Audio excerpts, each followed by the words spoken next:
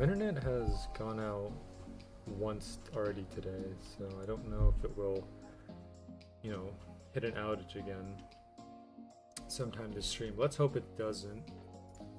But yeah, anyways, welcome to the stream, everyone. We're back with another Swordburst 2 live stream. If you guys remember last time we were farming at Unborn, and we finished Unborn, we got all the items that we wanted. So now we're on to Hunter. And specifically from Hunter, we want to get the Vanquished Tunic, and we're also looking to try and get the Chronolix as well, just for shielding.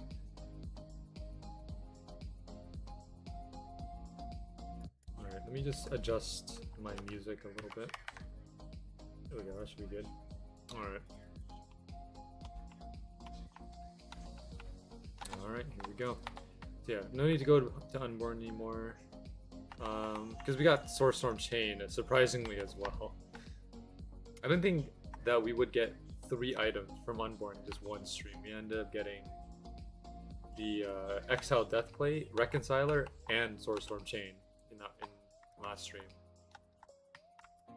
It was very surprising, but I suppose it was bound to happen eventually because, we were going through several streams without getting any drops, so I'm glad we were able to get that drop. Take a look at T-Man's avatar.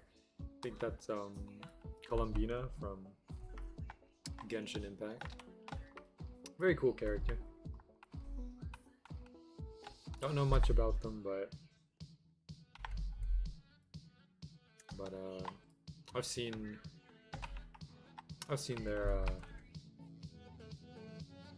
appearance in Genshin before, at least in the YouTube videos.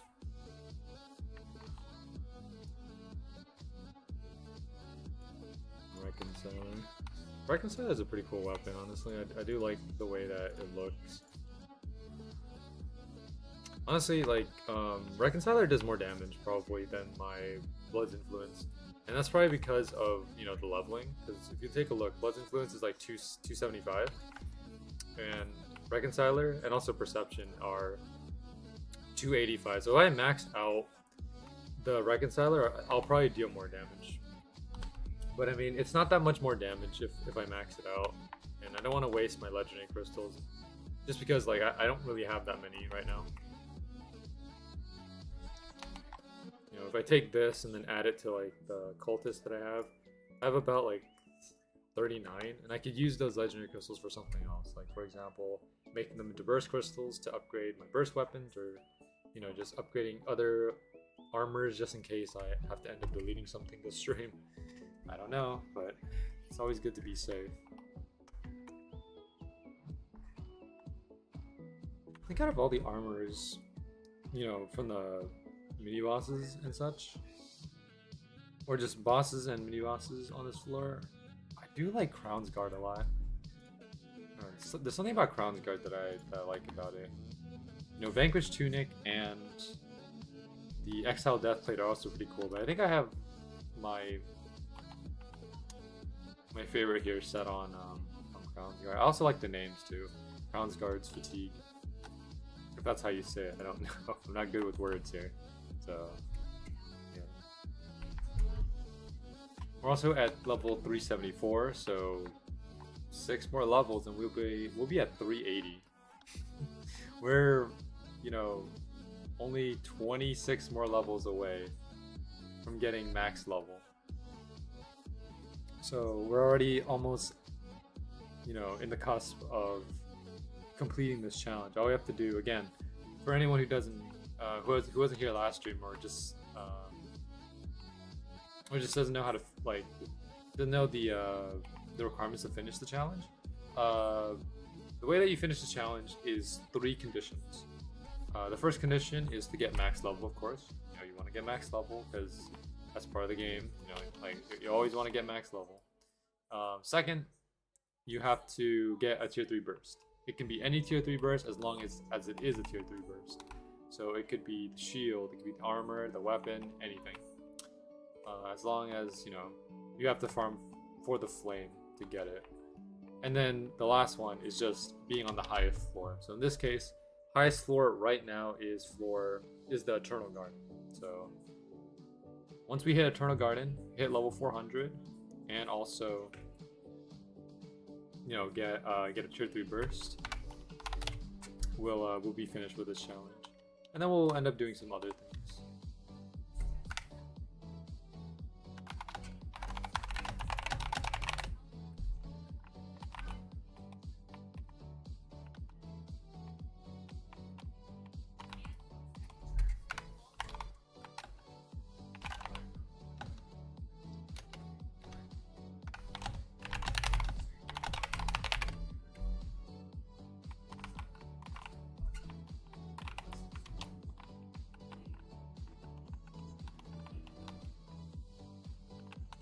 How's the profile picture situation going?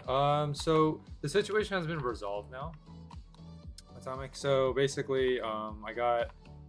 Okay, let me explain. So basically, Elang sent me an email, and we discussed the matter privately, and we got it resolved. I do want to say though that, you know, everything was resolved like pretty much as good as it can get, because Elang was very, you know, professional, very mature about the situation. They acknowledged their, you know, wrongdoings. They, you know, just told me about, you know, how they were inspired by my avatar and such. Just, you know, a lot of maturity and a lot of respect. So, and that's something that, you know, means a lot to me. You know, someone, you know, who acknowledges, you know, that they did something wrong, admits their mistakes, and then tries to fix them.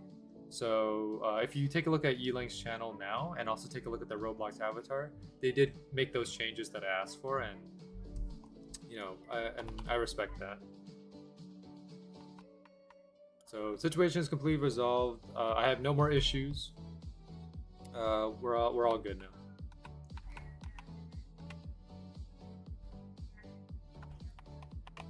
I do want to say though, the MVP of this entire situation is definitely T-Man, because T-Man was the person who brought up the issue to me in the first place. He was the one who discovered it, and, you know, I wouldn't have been able to, you know, to make the video or just do anything about it unless T-Man like brought it up to me.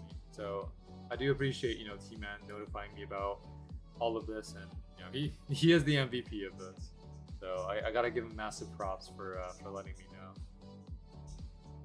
And also, you know, I want to thank everyone else as well. Everyone who watched the video, everyone who commented and provided their support. I do appreciate, you know, all you guys backing me up, and you know, giving me some like encouraging messages. So yeah. He's using your old avatar now? You fine with that? Yeah, like I didn't, you know, I've kind of disconnected myself with the avatar. I'm not, you know, I'm not associated with the avatar anymore. Right now, my brand, my whole avatar is the Cherry Blossom avatar. So any previous avatars that I've made are no longer associated with me. So, you know, they're free to use the old avatars that I have, you know, the ones that I had, like, you know, in my past thumbnails are fine, as long as they don't use the avatar or the character design that I have currently, which is, you know, this Cherry Blossom avatar. But any previous avatar, that's fine. You can use those if you want, because I'm not associated with them anymore. Well, happy news, I have audio radio logs have been redone, and maps are now starting to get finished again, and after that it's just a few small things for beta release. Nice. That's good to know, Atomic. I'm glad you're, you know, getting things done. You know, I'm happy to hear that everything has been pretty good. I can confirm new audio logs are pretty good. Nice.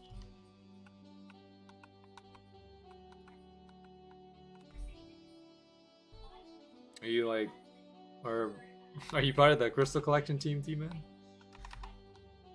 I don't know. I don't know what you're trying to imply with the with that one. With that message. Yeah, I'm a tester, maybe a builder. Okay. When I first read that, T-Man, I thought, like, because I thought you've contributed to like the audio logs, like you actually use your voice in the audio log. That's what I got out of it when I first read it. I don't know, that was funny. We're starting to delve more into the lore side of the caves and people in the story, so expect more detailed logs coming later. Okay, sounds good. Yeah, I'm gonna try to pay attention as much as I can when it comes to like the lore and stuff, because many of you guys know that I'm not great when it comes to understanding lore. I have a hard time piecing together like the story. Typically, whenever I play like a game that has lore in it, whether it's like Genshin Impact, Wuthering Waves, what else is there? Like Entry Point, like a Roblox game, I always have to watch a lore video that explains like everything that kind of transpired. So yeah, a lot of it is just me not being able to process the information and then having to watch someone else's video in order to get the whole situation. But I hope I can piece together the lore on my own this time. At least I'm trying my best to do that with games that I'm playing nowadays. It's mostly because like sometimes there's like some side stories that I'm not really particularly interested in. Like for example, how RPG games have like their main story and then their like side quests. For me, like I pay attention to the main story 100%, but then once we get to the side quest, that's when my attention kind of like dwindles, because I'm not really too interested in the side story, more interested in the main story. But that's not to say that the side story is not as interesting. I'm just saying that like I'm just trying to get the side stuff finished, and then the main stuff is what's more like exciting to me. Let's see, tried Derelict. I think I did try that game once.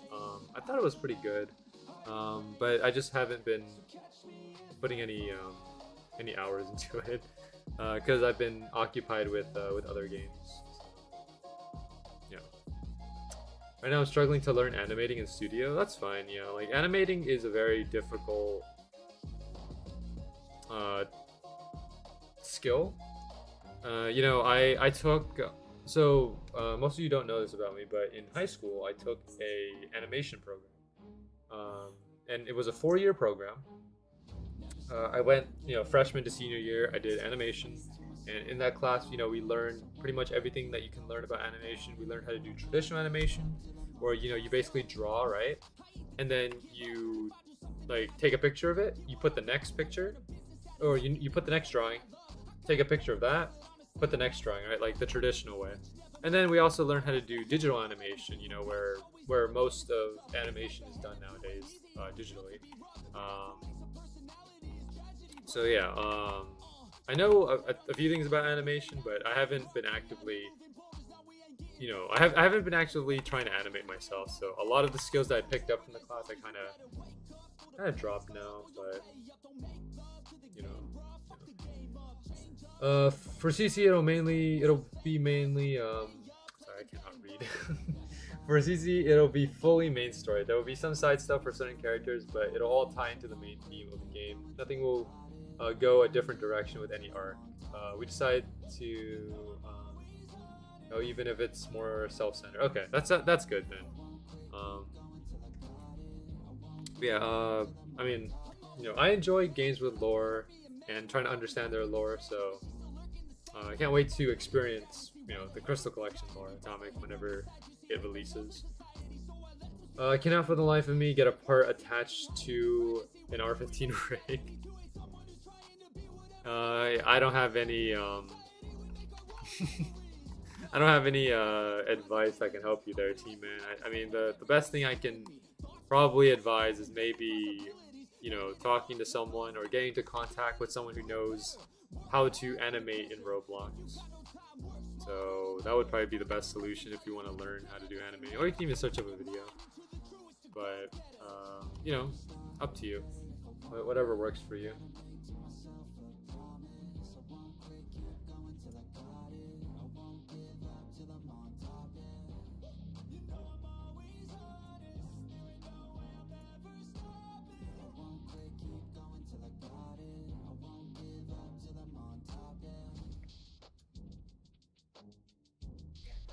The story will be dragged over each update. We don't expect to get a lot out in a single update, but it will start to build up as we go. Yeah, that's good. I think that's how it should typically be. You know, you don't want to reveal your, well, lack of a better word, your trump card, in one go. You want to kind of build it up gradually. So, yeah, I'm all for it.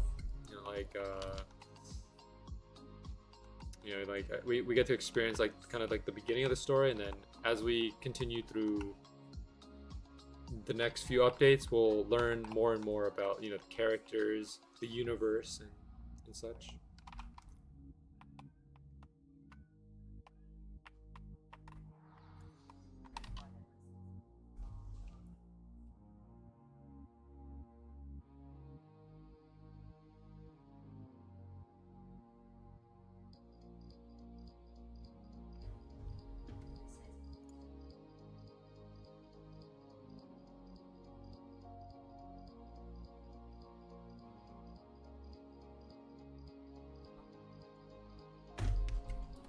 How many kills do we have on Unborn? I'm curious how many kills it took to get all like these right here. In terms of kills, 339, so under 400 to get everything. That's pretty good, honestly. Now let's take a look at Hunter.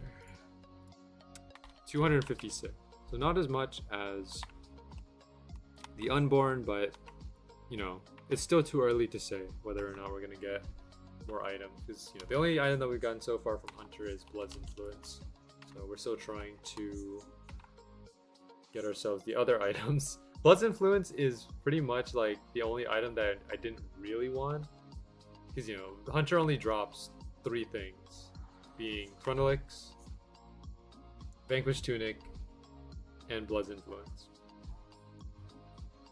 So we ended up getting the very thing that we didn't want necessarily, and it kind of brings me back to the Requiem days, which was like a month or 2 ago. And if you guys remember the Requiem farm, we basically got every item from Mortis except the Requiem.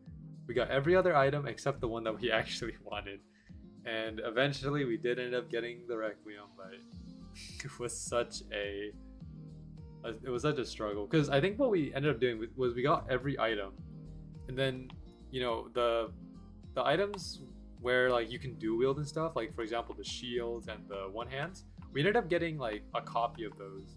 So not only did we get like every item, we got every item plus copies of the ones that you can dual wield.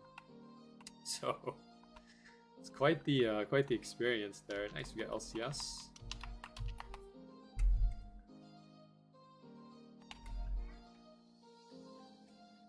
I think the biggest thing I'm excited for this update will be the boss fight. We have something big planned for that.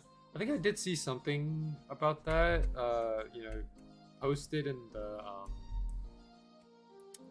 posted in like the leaks or something, or I don't remember where I saw it, but I think BGM posted about it somewhere. I remember seeing it. I didn't get to fight it yet, at least like the prototype, because I kind of forgot about it. I was gonna do it, but then I forgot. But I'll probably try it out soon if it's still up. The boss got big smacky hands.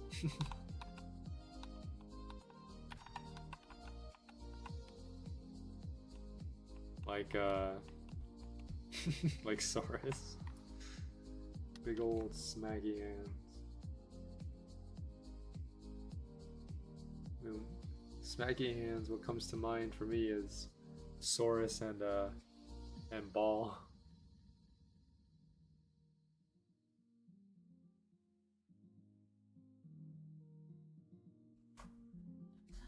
Ball the Tormentor.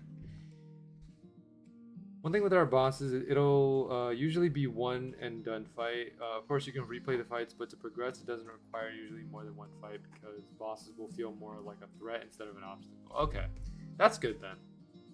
I kind of like that idea. So you know, if you want to progress, you just have to beat him once. But if you want to come back and fight him again, then you can do that as well.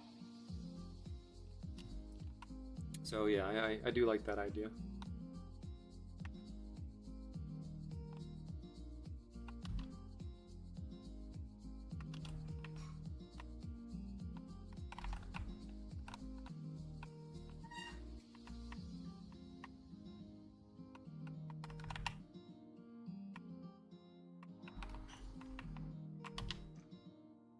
$9,646. Oh yeah, that's right.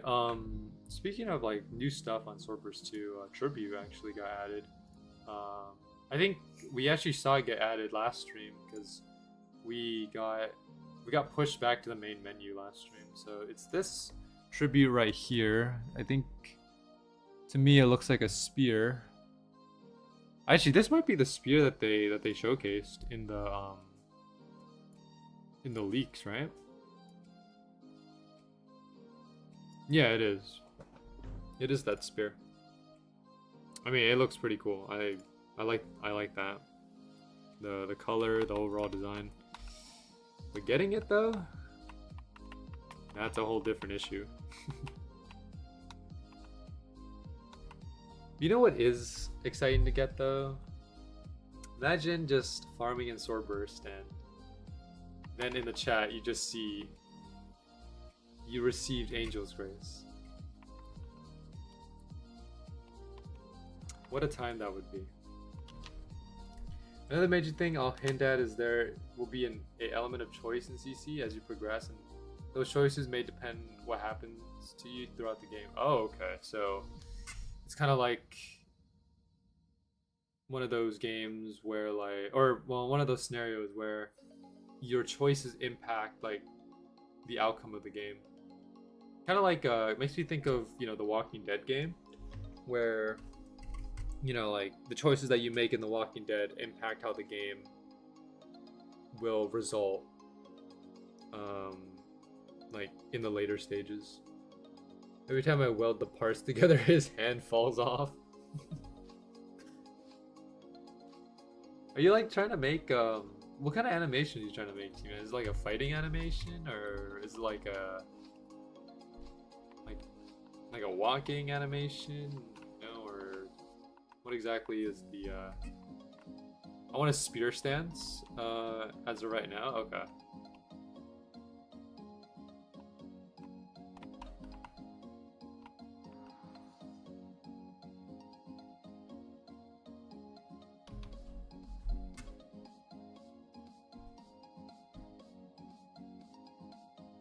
I should probably be practicing with an R6 rig. Ooh, R6 would be a good place to start, but I mean, most things in Swordburst, or not Swordburst, sorry, most things in Roblox right now are R15. But yeah, I mean, you could do R6 as a starting point. I don't know, R6, yeah, like as you said, R6 is too limited because there's no bending of the arms or the legs. Because like, what I like most is seeing like this bend, because it feels more natural to see that bend versus like just like swinging an arm or a leg, like swinging the whole leg or swinging the whole arm and having no bend. I mean, like it's goofy, you know, like R6 is goofy in that way. And that's what makes Roblox. But I mean, but times have changed. R15 is, you know, is the new standard.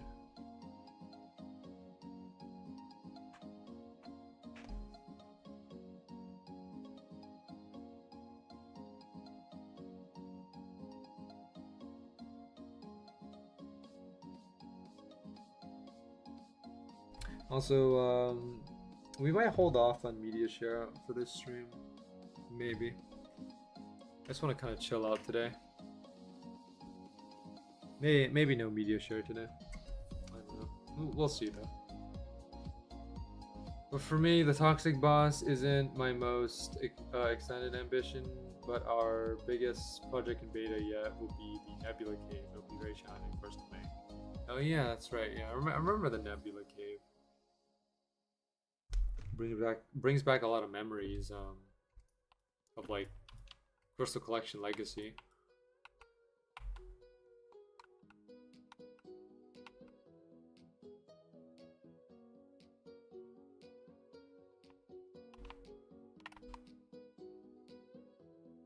No, his hand refuses to move.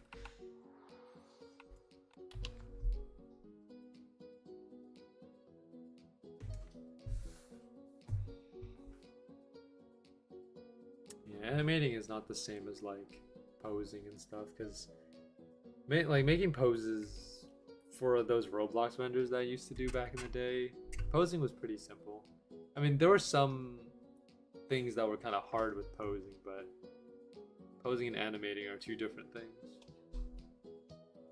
If I move the upper arm, his hand dislodges. And what are you doing to this model, T-Man?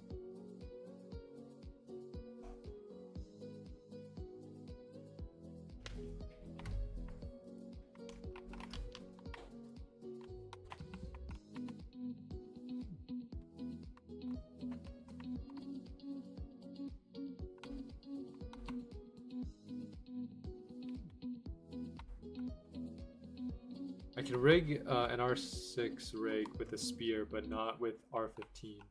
I have no idea what's going on. You're probably gonna have to ask someone about that one. I don't know, T-Man. Like, it really sounds like you're going through, you know, an issue that requires some expert opinion.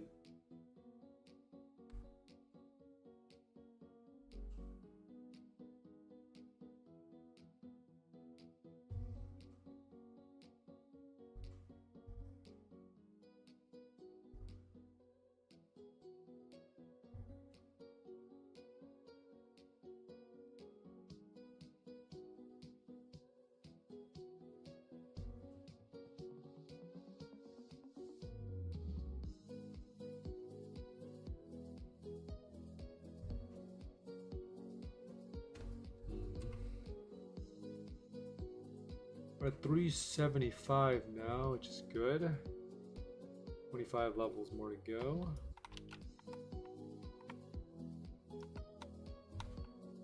I'm not gonna lie, I was gonna voice reveal this stream, but I woke up with a dry throat. You got your mic situation figured out?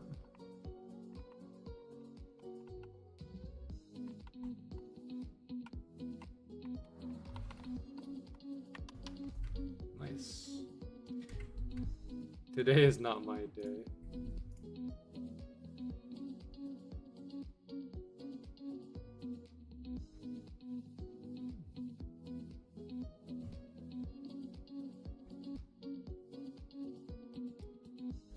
No, that's fine, T-Man. You know, take your time. There's no need to rush. Just gotta wait for the right day.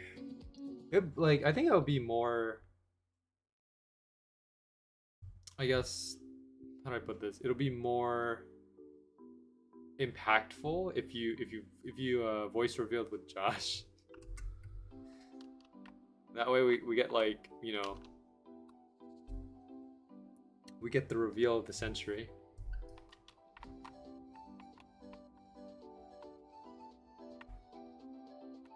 See, I woke up with dry throat and extremely hunger. Yeah, well, the hunger part,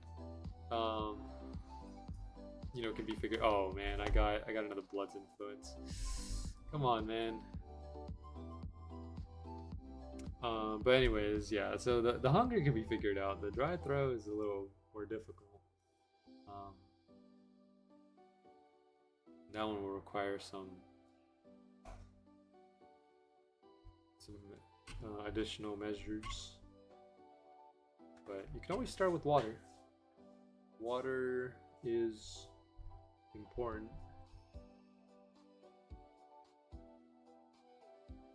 No, it'd be really funny if we just keep getting Blood's influence.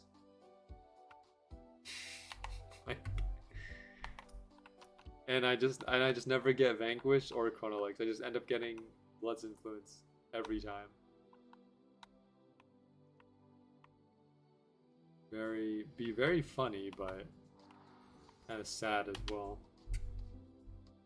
I'll just walk it off. Okay.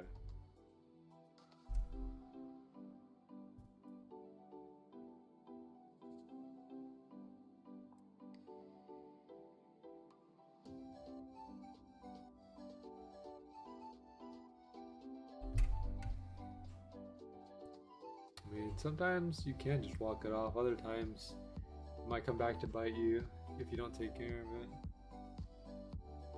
It has happened to me before, where like it kind of disregarded, like, you know, some pain or some illness that I was having, and then the next day, like, I got hit really hard with it, and I got really sick. So, it depends. Some people are just built different, you know, they can just resist anything, and others are more susceptible and need more time to heal up. Everyone's different.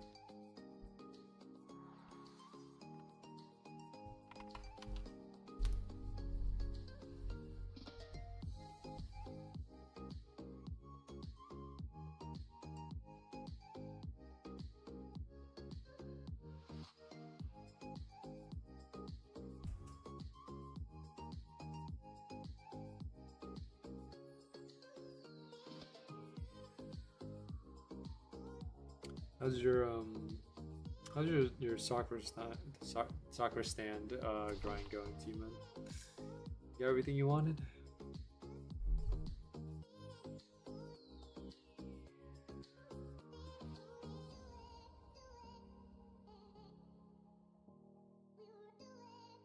$33 for one spec. Yeah, you know, it's like that sometimes. Don't know what to really say.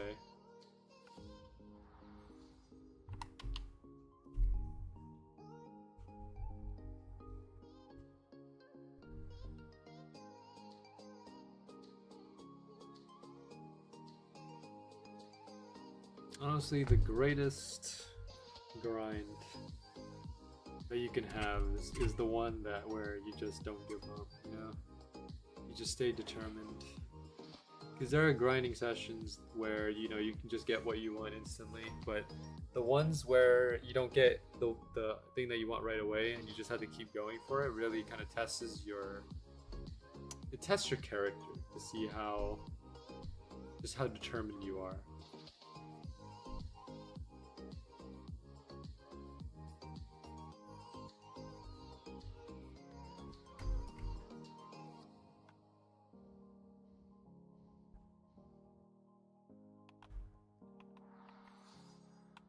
$9,000 Val. Getting pretty good Val from here. We're up to 5 million, so pretty good. We're gonna try to make Apotheosis soon, which we do have enough to make Apotheosis because we only need 3 mil. But the problem is just that we don't have the another Emerald Bulwark. Yo, it's Joni. This is a player that was in my stream a few streams ago. I think it was like two or three ago. I was supposed to select the hand first, then the handle. I was doing it the other way around. Oh. I'm glad you figured it out, T-Man. Good job.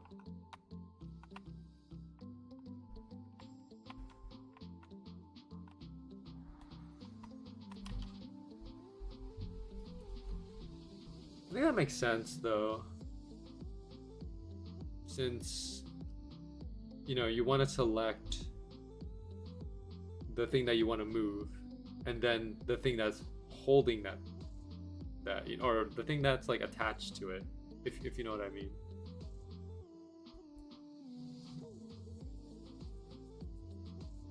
Yo, he's got Apotheosis and Tier 2 Katana.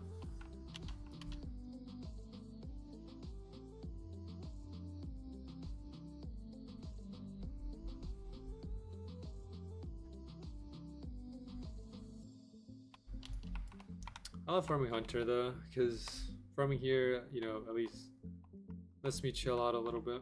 You know, because when we're fighting Limor or when we're fighting Unborn, I have to be a lot more attentive to like the situation, because if I don't, then I'm just gonna end up dying.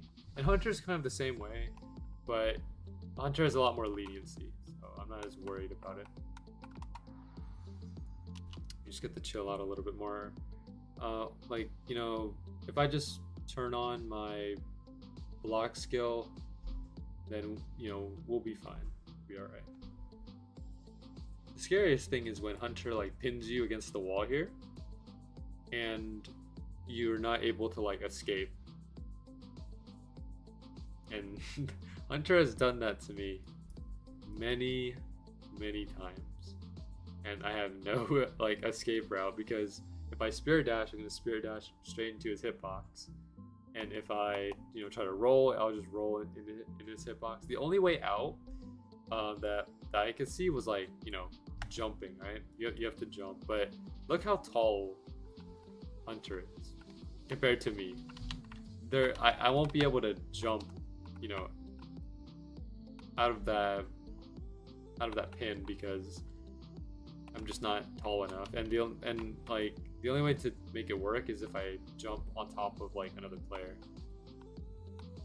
Then we can make it work, but sometimes you just don't get that privilege.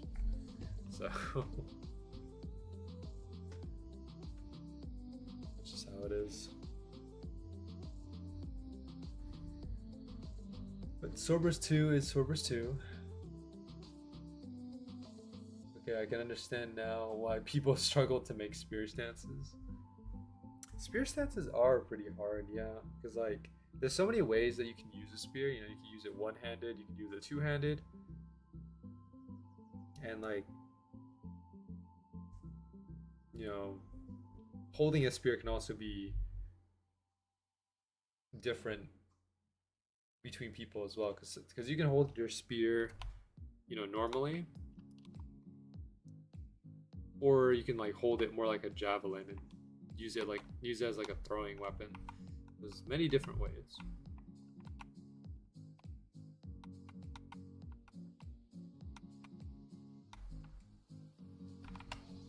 And speaking of javelin though, thinking about javelin reminds me of this one game that I played. I forgot the name of it right now, because it's been a long time since I played it. But it's basically the renamed version of Heroes 2. Because there used to be a Roblox game called Heroes, and you know, it would be just this like this kind of roguelike in a way. Roguelite. I know there's a difference. I don't exactly know which one it is, but it's one of them. And basically in that game, there was this weapon called the javelin, and the javelin was a very powerful weapon.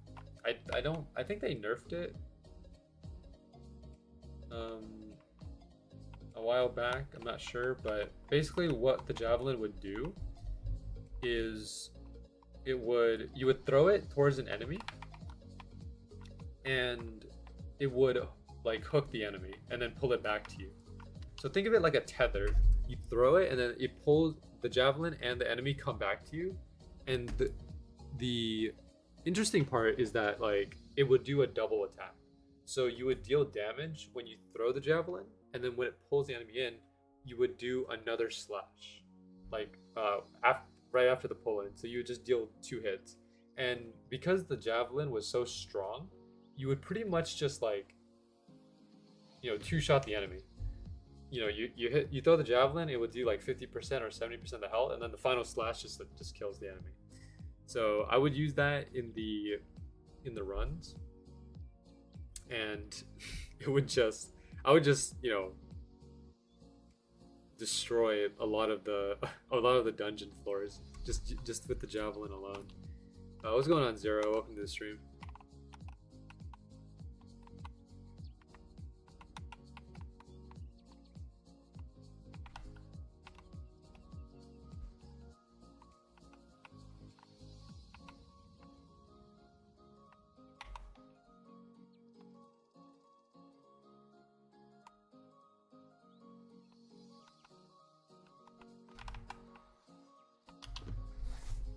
Whoa, whoa, whoa. Hold on a second there, brother. Trading my whole inventory for Krampus Catastrophe. What? That is a massive trade. Well, it depends on what's in that inventory.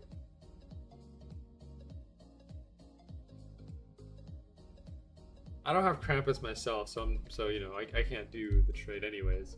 But I'm curious. I'm curious on what's in that inventory to trade for a Krampus Catastrophe. That is crazy.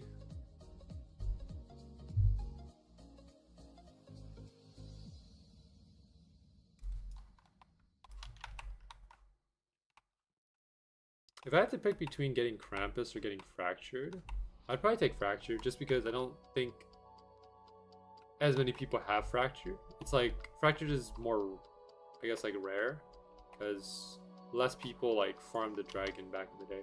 Everyone pretty much farmed Krampus. Like there were a lot of people doing AFK grinding with Krampus, but you couldn't AFK dragon. So that means that like not many people farmed the dragon, and because of that, not a lot of people have Fractured. I know Coco is still looking for Fractured because Coco managed to get himself a Krampus, like legitimately, not traded. He got it through a drop, and then he also tried to get Fractured, but you know, didn't make it work.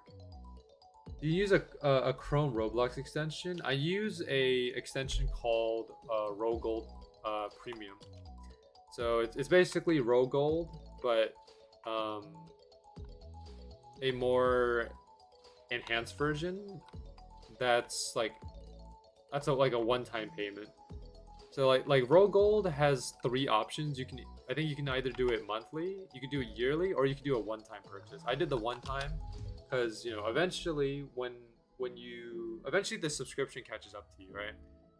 I think like the one time was probably somewhere around like 80 to 100, and then the monthly was like $5, right? But the monthly will catch up to the one-time payment in like probably 2 years.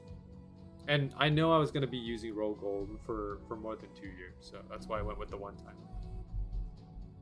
And I mean, if you guys want to use Rogold Premium, you know, it's up to you. I mean, if you want to stay like a free player, then, you know, don't do Rogold Premium, because, you know, Premium is the paid version of it. But the reason why I have it is because I like the way that the UI looks. Like everything is very organized. You guys can actually see like what Rogold Premium looks like if you watch my latest video. Like, you know, it gives a pretty nice layout of everything. The experiences tab looks pretty good. The catalog looks pretty good. Friends list, and you know, everything else. I like it personally. And Rogold Premium is the only extension that I'm currently using.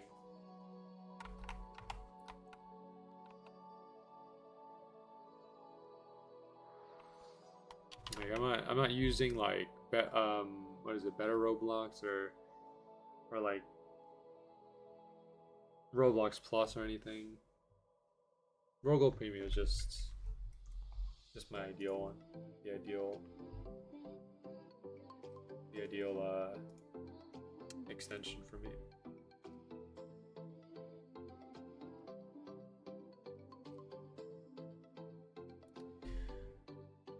You guys use any extensions? Oh gosh. Things got dark real quick. Hold on a second. No, they didn't. That's just Maxwell. Uh-oh. Yo, T-Man, bring it over here.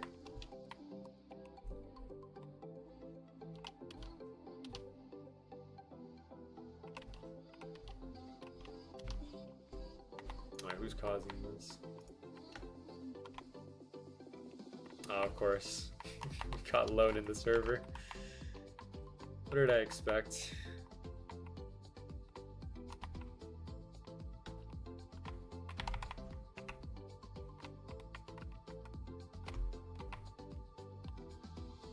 Where am I going? Dude, I'm gonna die. I'm gonna die to Hunter.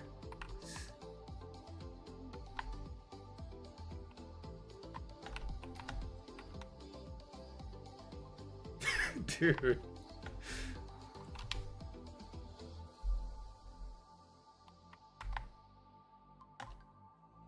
Insane.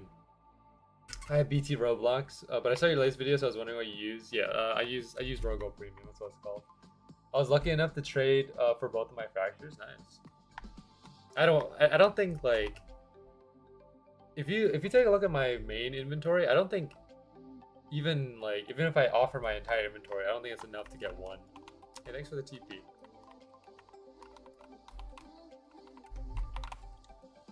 What's up, Nick? Welcome to the stream.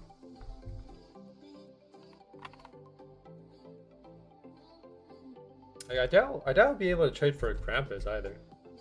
It's because like a lot of my inventory is just me using common items. Well, not common rarity, but like items that you can get in the game in general. You know, like drops and such. You can get Krampus, really? Yeah, but I don't want to trade my entire inventory for it, or at least like. I don't want to give like you know that much because there's a lot in that inventory that you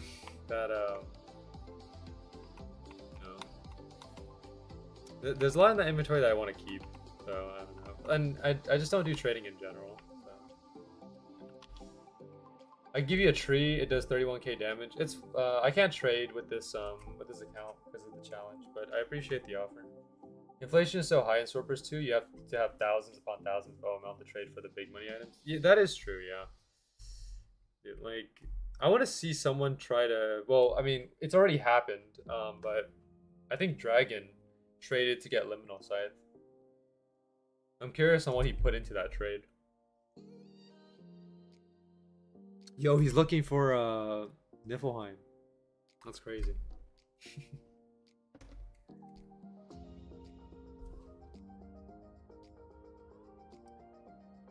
Did the limited shop update? I'm not too sure. Like the last time I checked it was when they added the Nightfall Harvester.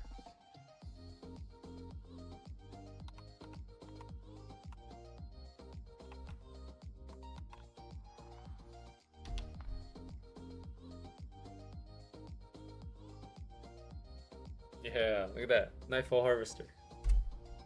I had just enough to get it. So like I think when the new limited shop came out, I had around like 37 million, and then I spent it to get every one of the new like items, and then I went from 37 all the way down to like 1 mil. So just had enough. Let's see. T-Man sent me his spear stance here. It looks pretty good. Yeah, this is pretty standard for how you would use a spear. Looks pretty good, T-Man. 2 times Vel and XP soon? Nice, dude. 2 times Vel and 2 times XP is great, especially for this account here, for this challenge. We're gonna get to 400 extremely fast. Let's see. I don't know what Swordburst went for. I think, you know, everything in Swordburst has like some kind of exaggeration to it. You know, like if you look at the 2-hand animation, I don't think you can do that. Well, maybe if you're strong enough, but like this animation right here, I don't know if you could do that in real life unless you had a lot of arm strength. Spear animation is pretty cool too. Like, I think it's also a bit, you know, exaggerated, but it works. Just be Tochi. Yeah. Eating Takis, watching your stream, and playing at the same time, living the life. True. You know, as long as you're happy, then, you know, keep it up.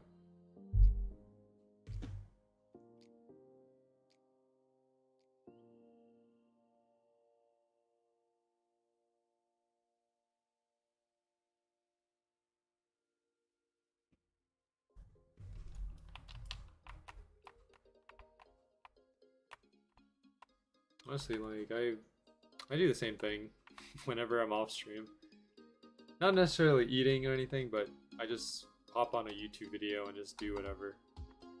Whether it's playing Roblox, playing anything else, any other game, or just editing a video, talking with friends, stuff like that.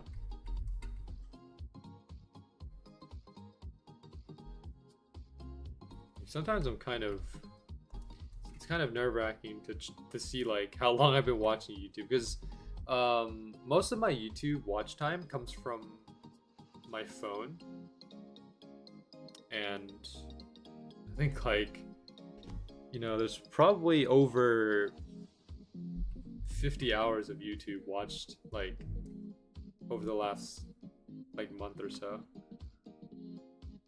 I don't know, there's just always something to watch on YouTube. Like, you know, I'm pretty sure there's, you know, there's every kind of video out there as long as you know how to search for it.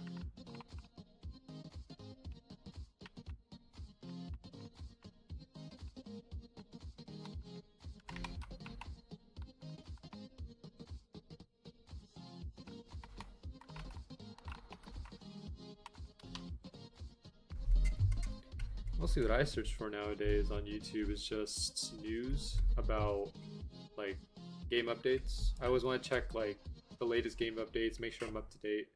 I also search up reaction videos. I like watching people react to other stuff because it's always fun. And then also just memes and stuff. Unusual memes to be specific.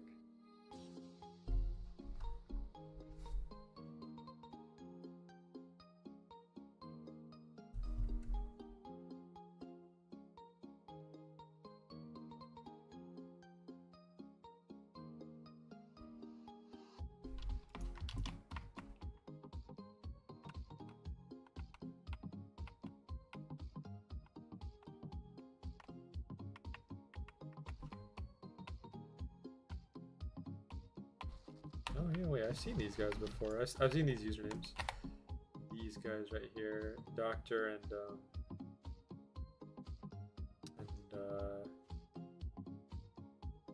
what happened to Douglas? Oh, did Douglas leave? Oh, well, okay. Looking for Ashen and Abyss auras, selling varied stuff, trading valuable auras for offers. I guess that's just how the market is nowadays. Yeah, like, you know, I don't plan to ever get into Roblox trading anytime soon. It's too much of a complex thing, because everyone has different values for their items. Like some people price their items high, some people price them low, and then sometimes you can get lucky with the trades, and you know, and you can get what you want for a pretty low price, and then other times you have to pay like a premium for it. And you know, the market is always changing. Values are always changing all the time. So keeping up to date with like the prices and such is always important. Like, Atomic made a suggestion that, you know, someone should make a video talking about like market prices, or just talking about the economy and Swordburst 2 in general. And you know, I do encourage someone to make that video.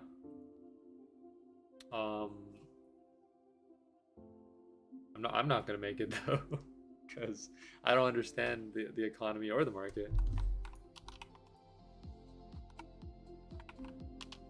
So he keeps ending your stream for me?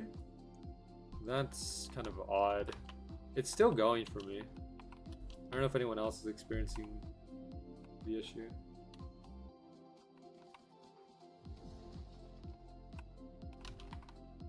Josh gave some harsh criticism. What did he say to you, man?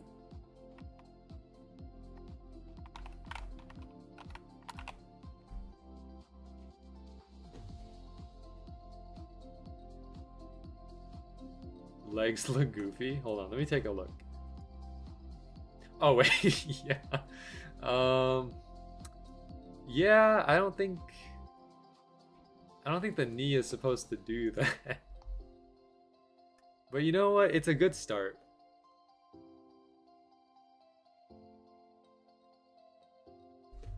Ouch. Pain. This one better? Yeah, it's a little better, yeah. Like the back leg works. The front leg with the disjointed knee, kind of.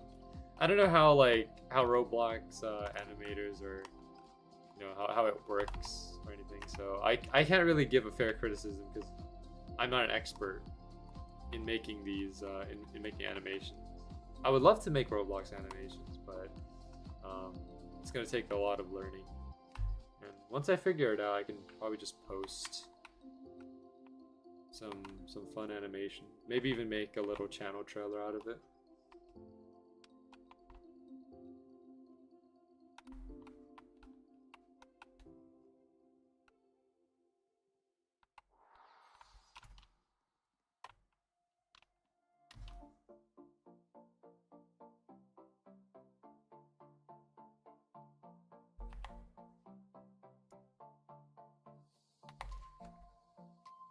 Trying to think I should stick to building. I mean, you could just try different things, T-Man. It's all about, trial and error. See like what interests you and what doesn't. You don't have to necessarily pick up everything. Just giving some things a try and moving from there is always a good thing. Who's Ryu? Jeez, what happened to the blade? Okay, well, it depends on the perspective. Sometimes you can see it, sometimes you can't.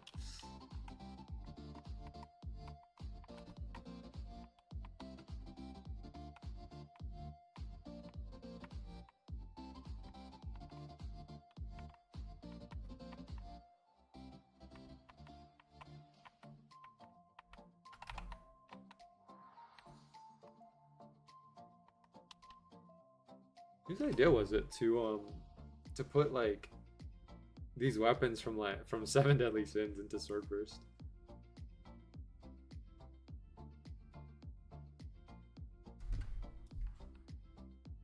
Yo, what's up?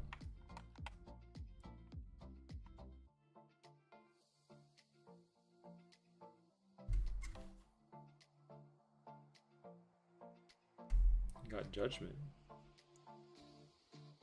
There are tributes to people? Oh, okay.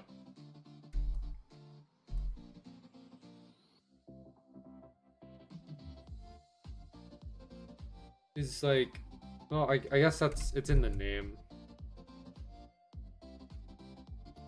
Let's see, there's a special arena and Las Vegas is in the game. Okay. Interesting. I guess does every tribute come from someone? Is that, I don't know if that's that might just be a self-explanatory question because tribute is the name most. Okay.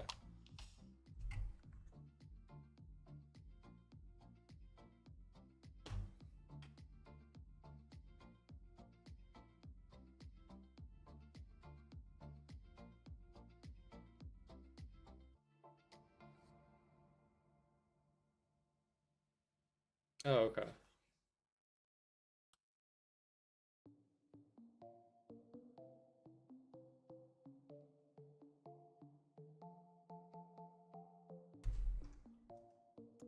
I've always wondered this, but is the blitz based on Yami's weapon? Because I remember Yami has Yami one. Okay, yeah. Because I was wondering, because the wiki didn't specifically say that the blitz, Blitz Volmon, the floor 8 one, it didn't specifically link it to Yami, so I was kind of wondering. But I guess it's supposed to be implied. if you do enough research, I guess. Yeah. This is like one of the more unique weapons in this game because like it's under the spear category, but it doesn't look like a spear. But I mean, overall design's pretty cool.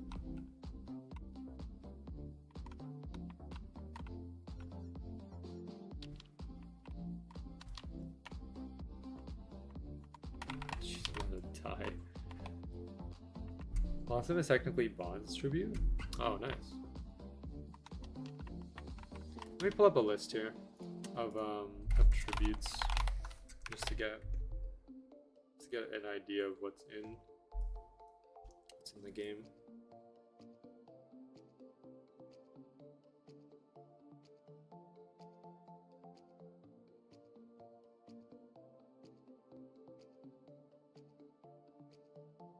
Yeah, most of the tributes here have like an origin.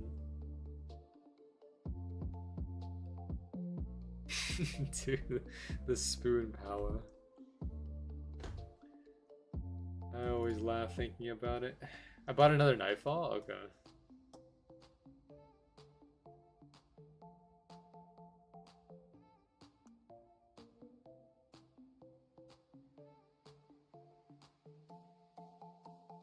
Oh, okay. Funny enough, speaking of Nairu, there was one time that Nairu like was looking for, the weapon Nairu's pendulum. Nairu came into the server looking for the pendulum, and then I traded them for it. Or not traded, but I gave them the pendulum that day. That's a memory that I won't forget. It was fun.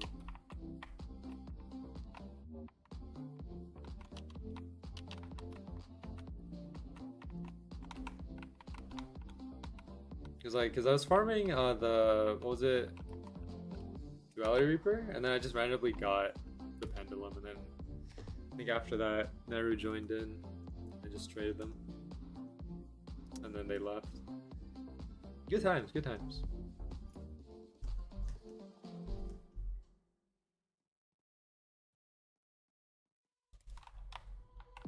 Alright, let's see what else is here. Cosmos Annihilation. This sword. It's pretty good.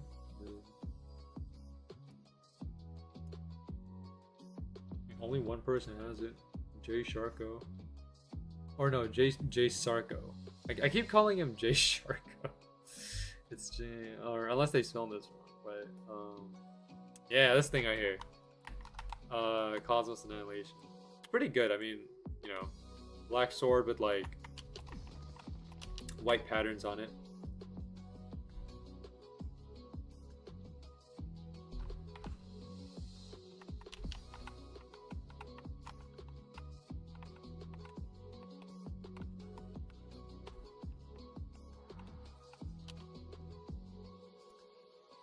Let's see what else here.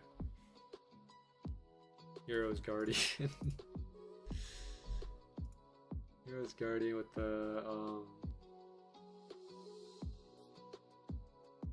or the weapon Hero's Guardian. Yeah, this thing.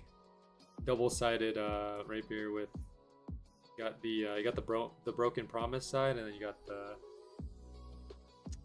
Hero's Triumph side. I like it. It has like duality to it.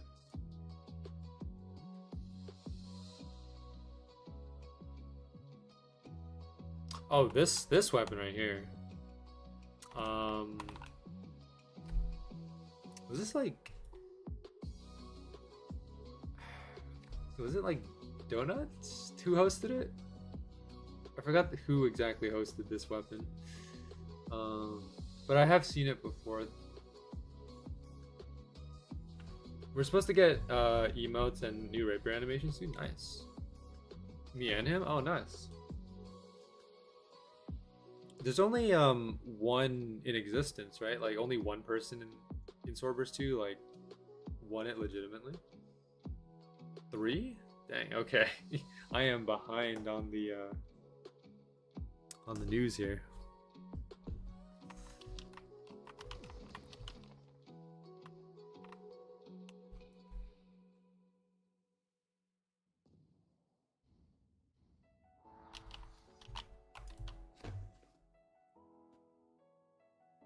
Can't wait to have emotes in Swordburst, dude.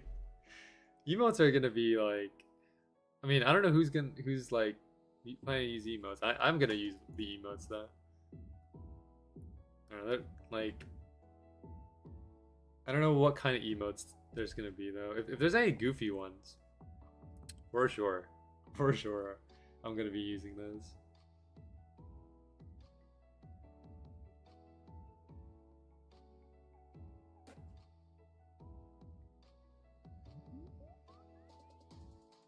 Can't wait to defeat Atheon, then to take the L.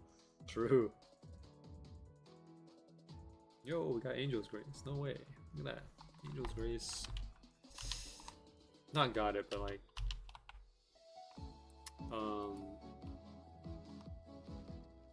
Okay, I phrased that wrong. We got to see Angel's Grace. That's a better way to phrase it.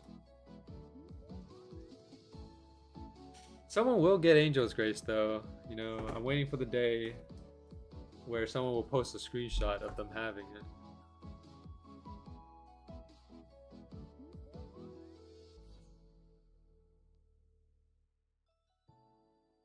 The 1 in a million drop rate.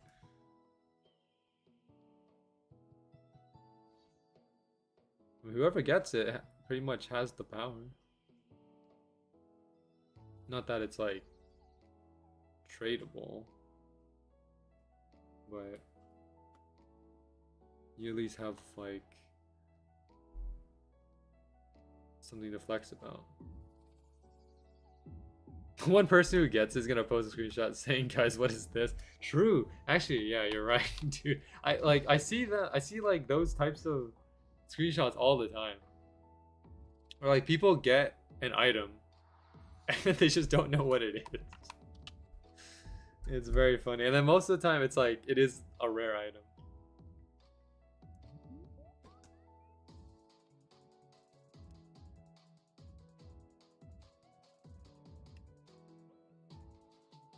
I mean, some people are just like doing a bit. But others are just like genuinely confused as to what it is. The genuine ones are the most like entertaining.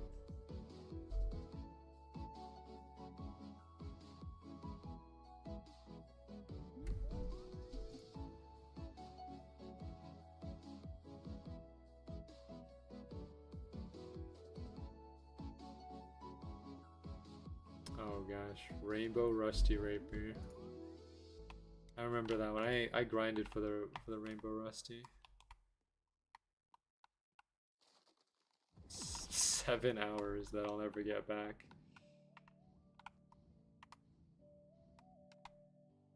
And like, so what was going through my mind, like farming Rainbow Rusty was like, I was sitting there in constant fear because, you know, if I get disconnected, I might, or I may or may not, like, you know, still be able to get it. So the entire 7 hours of me there was just, you know, was just in constant fear. And then eventually we ended up getting it. Took a screenshot with it. And then I think the very next stream, like after I got Rainbow Rusty, I went to Hypercidia, and then we did the big oopsie where where you're not supposed to go to an old server, because you go to an old server, your Rainbow Rusty gets deleted. But luckily,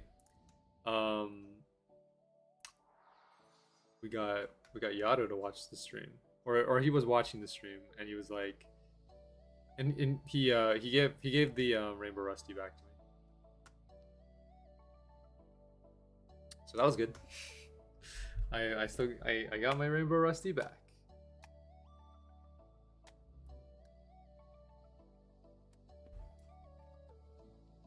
But yeah, it was kind of a very kind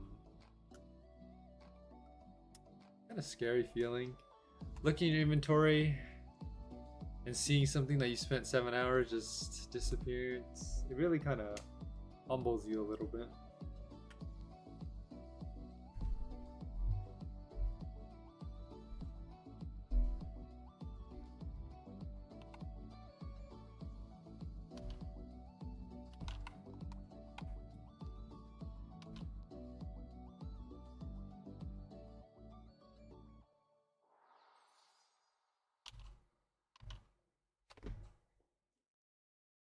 But, you know, alas, life goes on. Things happen.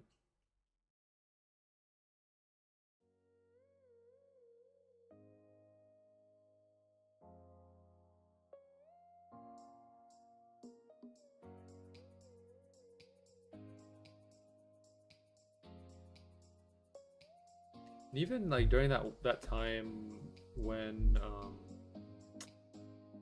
Final Spectrum was being given out, like you guys remember the time where, you know, Final Gift season, and then, you know, they were giving out like Final Spectrum aura. I think during that time I was kind of like sitting there, and I remember Coco told me, like, you know, he got it when he opened the gift, and then when I opened the final gift, he asked me, "Did you get the aura?" I was like, "There's an aura?" And then yeah.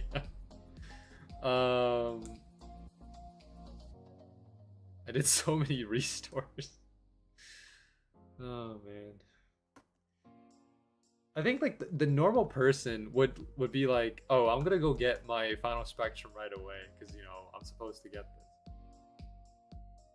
I just remember sitting there and I was like, "Do I really want to get this? I mean, it's an aura. I'm not an aura collector." And then after a bit, I was like, "Okay, fine." It was a couple hours after. I was like, "Okay, fine. I'll go get my Final Spectrum." And who none other to serve my my ticket than Yada himself. I went to the server and then Yada was like, "Ooh, hit this chest. You get aura." I was like, "Okay, thank you. Goodbye." That was fun. I didn't know whether or not. So when I went into, you know, to grab the aura, I was kind of sitting there and wondering, like, do I get one or do I get two? Because I took the one and then just left, and then I was kind of contemplating it, and then, you know, then I figured, yeah, like you're only supposed to get one.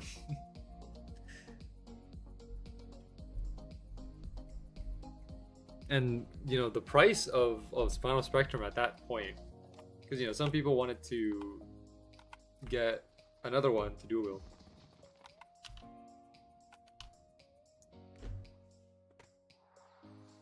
There was this, I don't remember their username, but there was this one person who was at first it was meant to be two, but yeah. There was this one person, like, well, I went to join Coco on floor 12, and there was this one person who was like looking for people who specifically had Final Spectrum. Goes up to them and asks, "Hey, what do you want for your Final Spectrum?" And, you know, I don't know if he ever got it, but I don't trade my stuff.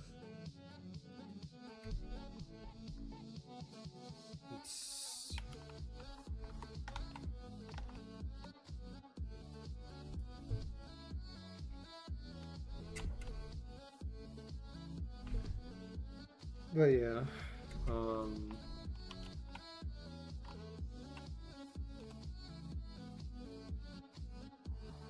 honestly, I don't know. Like, you guys on the dev team, you know, having to go through all of that, doing restores and stuff. Kind of nuts. I don't know what what the job of a contributor or someone on the development team is like, but I assume it's a very I can tell you why it broke. Okay. Yeah. Sure. Yeah. Go for it. I'm curious on learning stuff.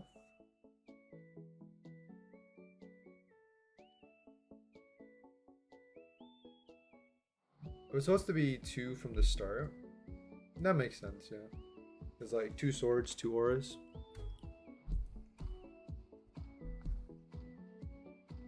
But some people only got 1. It was changed to 1? Okay. It broke due to Yato adding himself since we had no V-name. Oh, dang.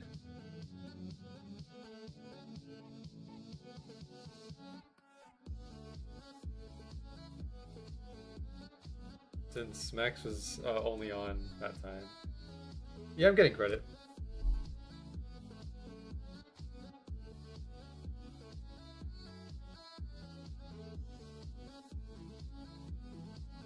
So update would have been delayed a week. Oh, okay.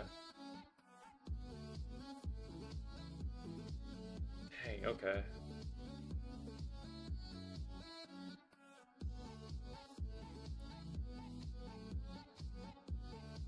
No, I guess things like this happen.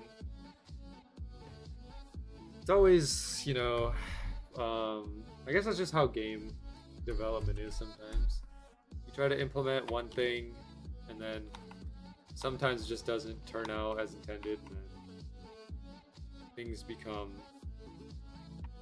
become chaotic, and Yato and scripts don't mix. Dang. Unfortunate. But, you know, I mean, at least people got something at the end of the day. It may have not been 2, but at least it's something. Yeah. And we'll take it.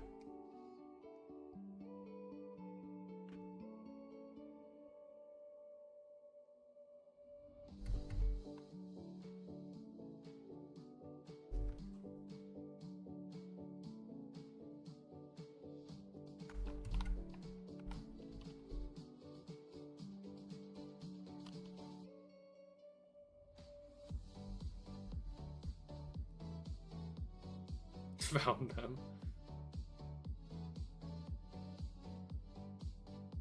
It was almost hold on, 1K tickets to do that event. Oh, dang.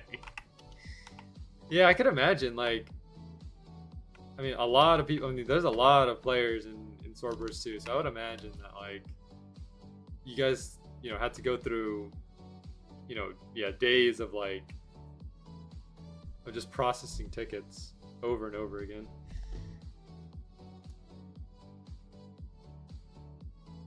I forget what my ticket number was.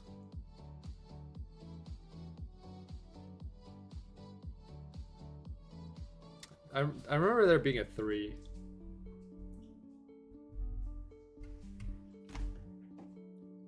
I don't know if it was 300 or 3,000. Or actually, wait, wait a minute, hold on. It might have been. Wait. Well.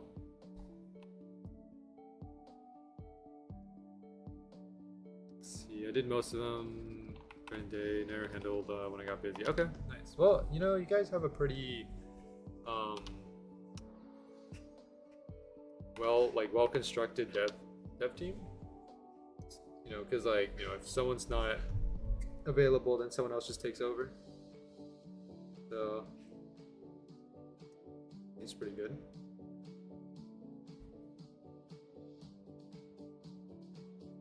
We're learning all types of different stuff about the Swordburst 2 contributor team. And there's probably still a lot more that we don't know. And maybe we'll never know.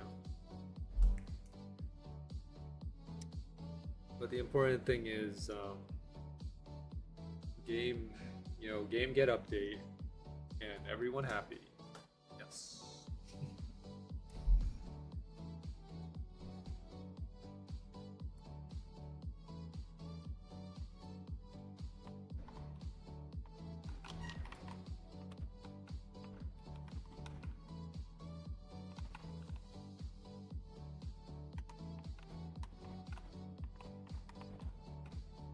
Yo. Bunch of tags. Just keeps ending your stream? Yeah, that's odd. Nick, I'm not sure exactly what's causing that.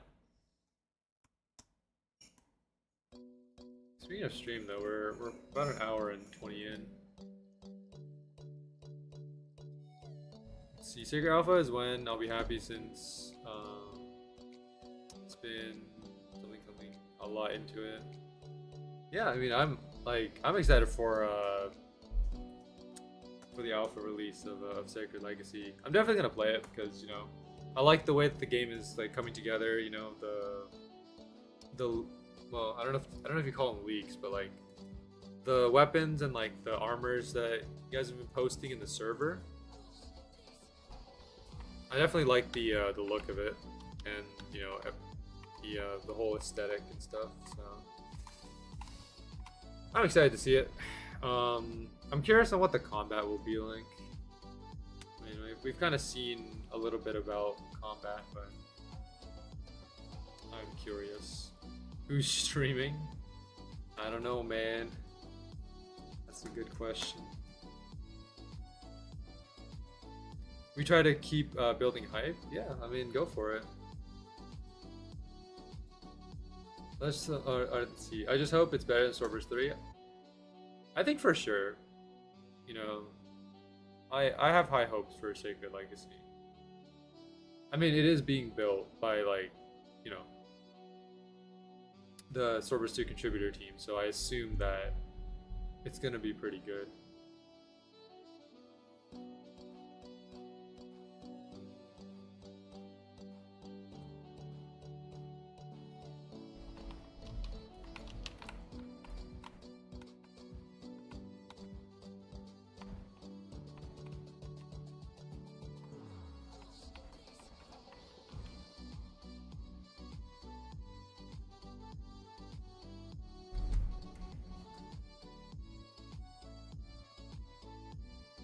Like if Sacred Legacy is gonna have like a PvP leaderboard kind of thing, I might actually try to participate.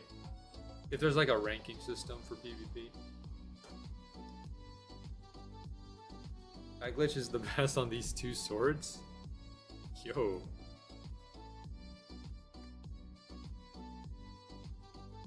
I was wondering about the bat skill, because like bat skill used to be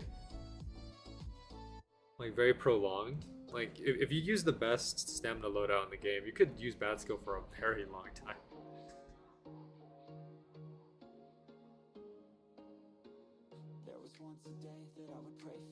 I like watching the trail of mine and Phoenix. Custom aura is nice.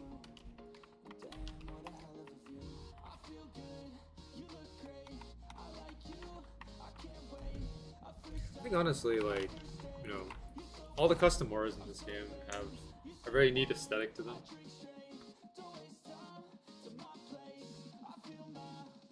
And auras have definitely evolved since like the first like auras came out. If you guys compare like the old auras to the new auras, you can see there's like a drastic difference.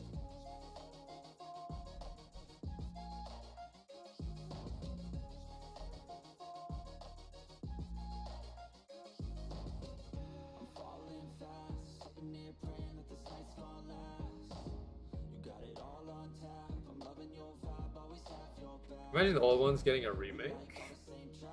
I don't know. I mean, they could. It depends, though. Everything depends. And it also depends on how well that would sell, because I mean, you know, auras are made to be like purchased with like Robux and stuff, right? That's how people get them initially. At least that's what I think. But you know, I don't know. Also,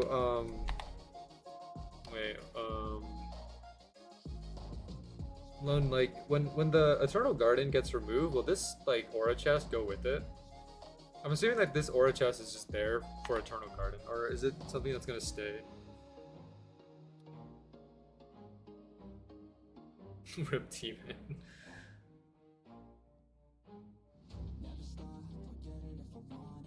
It'll be rotated out. Okay, that makes sense. Yeah.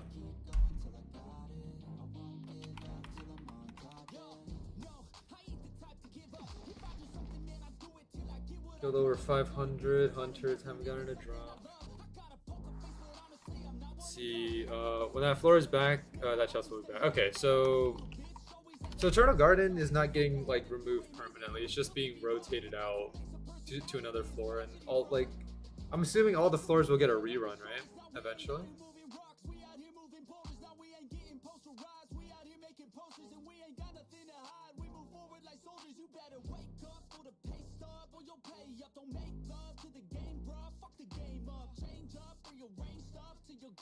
Did we put it on a rotate system? Okay. Is it like an automatic system, or do you have to like rotate it manually?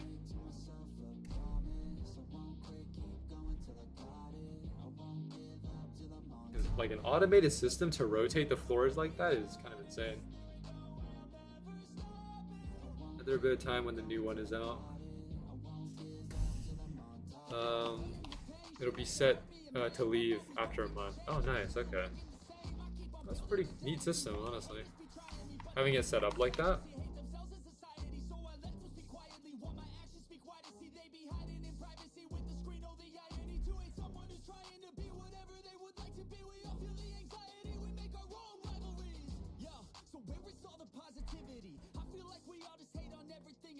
How many kills do we have so far?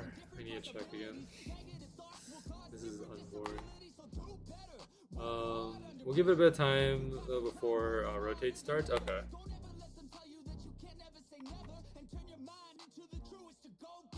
Where's Hunter? 314. People can enjoy the new floor. Yeah, that's good. Yeah, so Nick is asking in the chat, so like, when do you guys plan on removing Eternal Garden? Is there like a ETA for that?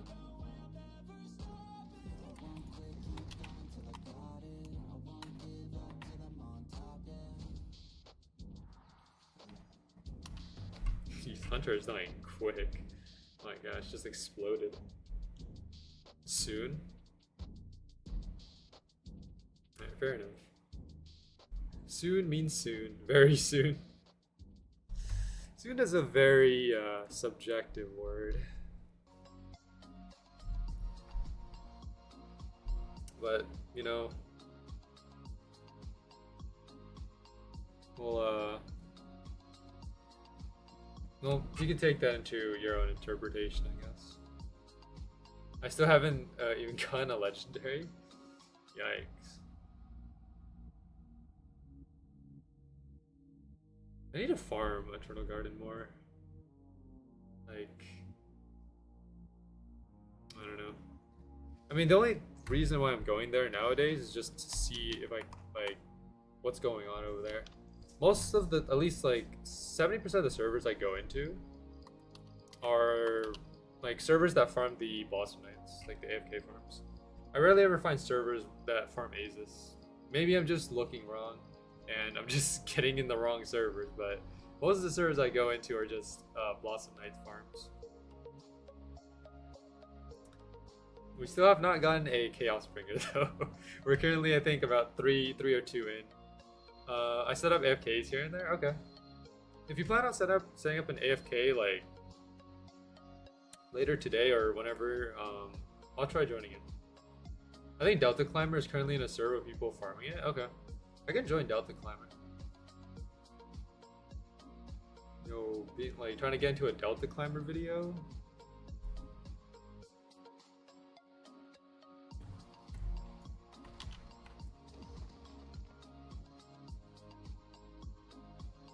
Lone actually made an appearance in a Delta Climber video recently.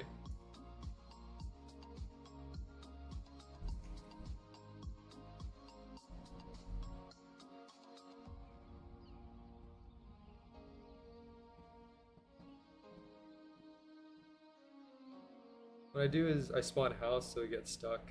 That makes sense. Is Donut still doing his Eternal Garden farm? And sit on one side, people bring to me when they have credit. Okay.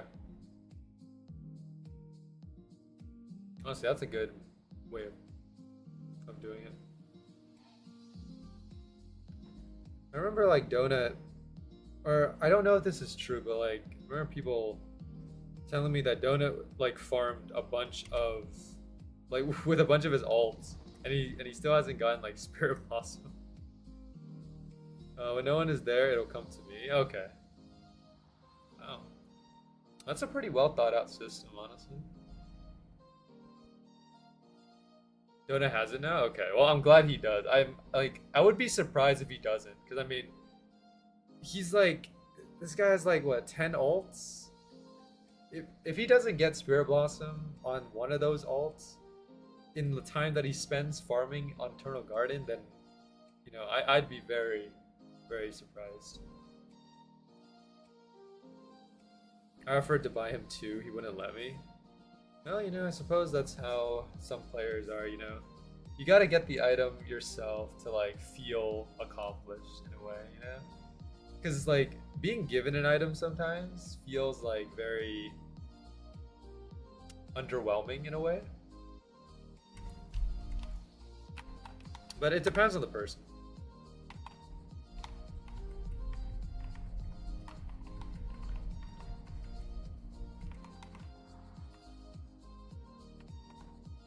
And it's kind of one of the things that inspired me to do this challenge, because back in the old days, like, you know, in 2018, 2019, a lot of players, or at least a lot of like my subscribers, kind of just gave me a lot of their items, and that's how I got a lot of my legendaries in this game, because of the generous subscribers. But it felt like very underwhelming sometimes, just because like I guess, and I'm not trying to say like, you know, like that I don't want the legendaries. It's more just like sometimes I just kind of want to farm for them on my own rather than just being given the legendaries and such. So that's why that's one of the primary reasons for this challenge, and why I made it so that I can't trade, so that I have to get everything myself. So basically like everything I get on like this account is purely off of my own like luck and my own effort. But I do appreciate everyone that has helped me, like, you know, over the course of these like last couple years with the legendaries and just other items in general. Like I'll never take for granted the generosity that, you know, everyone has given me. But I will say that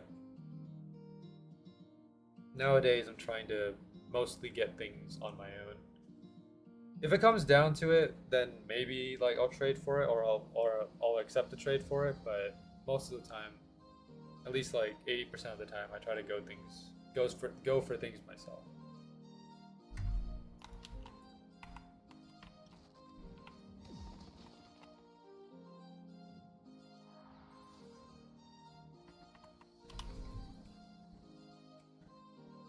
How much do the legendaries go for? I don't assume Eternal Garden legendaries are worth that much. A couple OML. Maybe like 3? 3 to 5? Paradise might be worth more. But I know like Warcry is not worth that much. And then of course Spirit Blossom is up there. Somewhere. Spirit Blossom has gone down in value since like its first, you know, since Eternal Garden was introduced. I think like Coco told me that like Spirit Blossom was going for 2k OML at one point, which I mean it's kind of nuts. Now it's like I don't know where it's sitting right now. Blossom has went up, really. How much is it at right now? Well, everything drops. Yeah, pretty much. Everything drops. Everything drops eventually, I mean, you know, because I think value is kind of, or this is not like a perfect way to assess value, 700 to 800, but I think like value is kind of assessed by like how the quantity that like people have. So like, you know, if there's more out there, it's probably worth less, and you know, the less people have it, the higher the worth is. At least that's kind of how I look at it sometimes. It's not always the case, but you know, for some weapons, that's kind of how it goes. Alone is being silenced.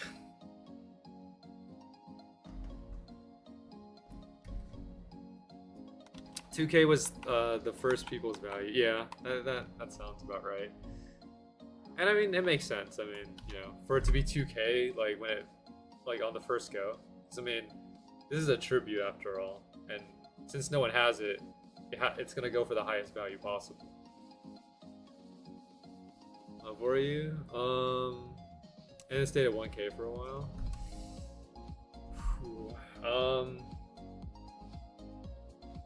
What do I want to say? I could say that I'm like level. Well, okay. What level is the armor? I'm gonna say 300. Let's say 310. Say 310. You know when people learned of the new mini, it went to 700, 800. Okay. You need these shields. I'm good.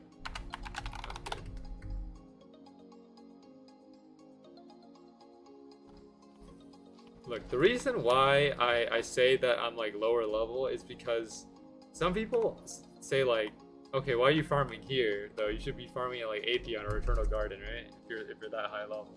I don't have to go through it with explaining that, so I just say I'm a lower level than I actually am.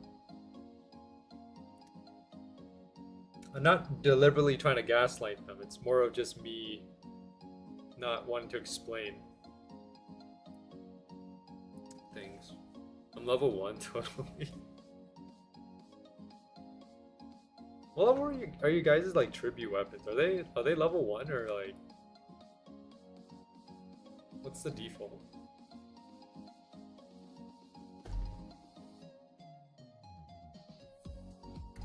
Level 1? Okay, yeah, that makes sense.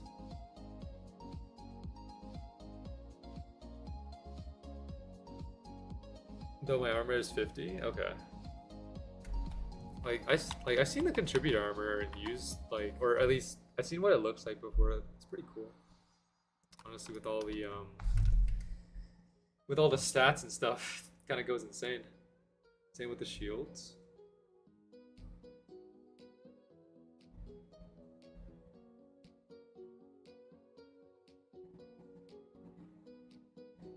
Mine doesn't have a motto, mine's just stats.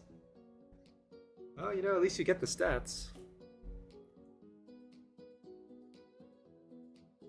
Contributor stuff goes crazy.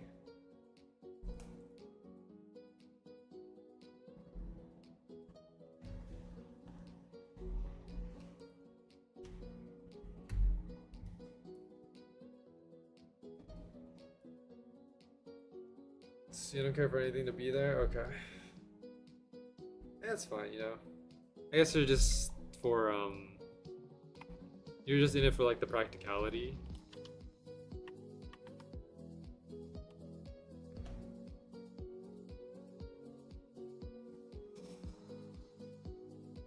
Cause that's how I am with like weapons and stuff.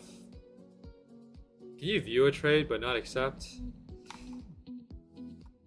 Technically, no. I mean, I'm trying to avoid opening up the trade window as much as I can.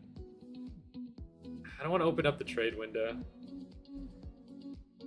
I could hop on my main though, and then do something to I know it's a bit petty. I like most people here are gonna say like me opening up the trade menu or not being able to open up the trade menu is very petty, and yes, it is very petty. But I'm trying to not like. I'll show you a funny. Okay, give me a second then. Let me hop on my main. I'm gonna make my main window a bit small here. Give me 1 second. Hopping on my main real quick. I'm gonna miss a few hunters, but you know, I gotta see what this funny is.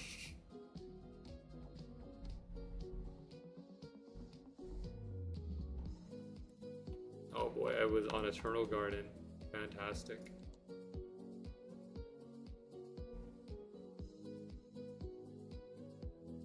Alright, so there we go. So this is my main. I'm I'm gonna make the window smaller. There we go. I'll put it on the side over here.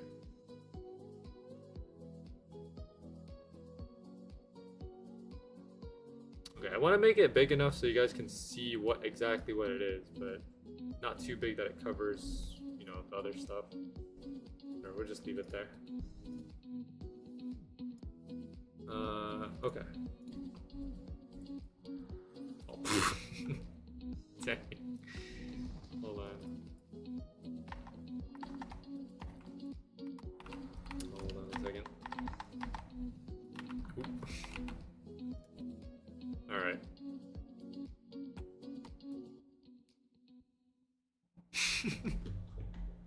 What is this? Dude, I swear, every contributor, like, stuff in this game has, like, a funny name and, like, just an icon. That is mine. Man. I need that item immediately. Dang. Oh, man.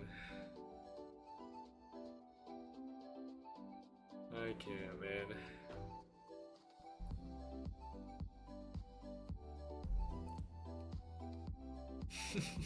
This is Val. Oh, 1, 2, 3, 4, 5, 6, 7.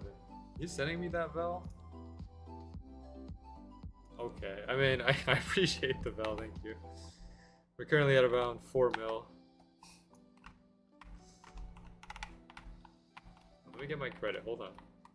Okay, there we go, got my credit. I have to use my tree. This is what happens when you... This is what happens when you can't reach the Blossom Knights. I have to use tree, because the hitbox of the tree is massive. I used to use the Odyssey.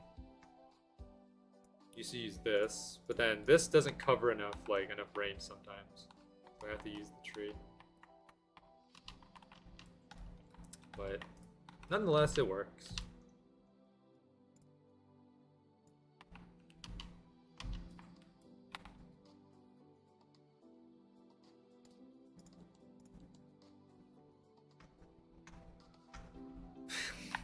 Every time I look at my inventory, this is like, I don't know how many years everything in here is, but this is just like probably at least 2 or 3 years worth of like collecting to get this much. And like most of it is dismantled because, you know, I need crystals and stuff. But yeah. View inventory. Uh-oh.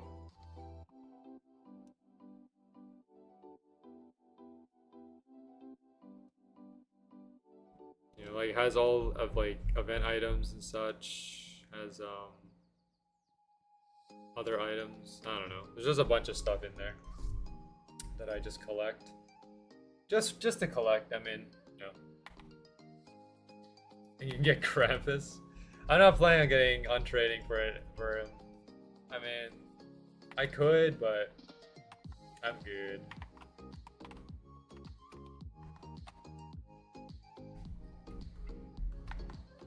Maybe it's just me having too much pride over my inventory.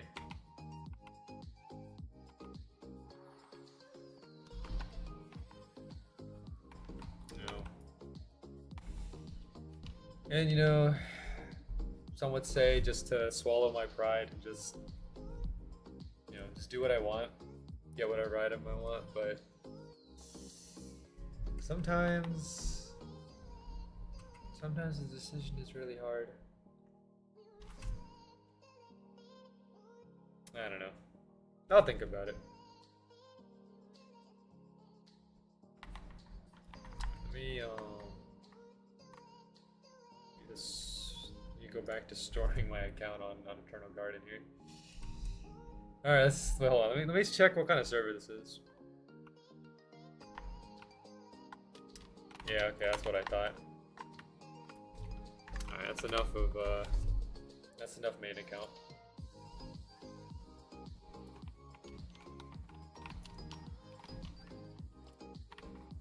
As I said, 70% or even 80% of the time, It's a Blossom Night server.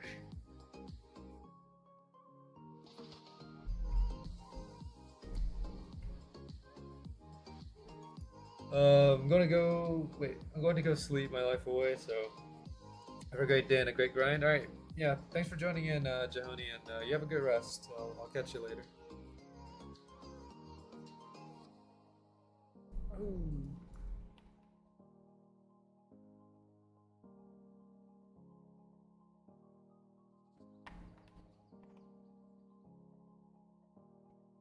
You guys want to switch to Lamar? Or should we just stay at Hunter? Let's see, I can set up an AFK in an hour. Okay, yeah, I'll join in. Anything to try and fuel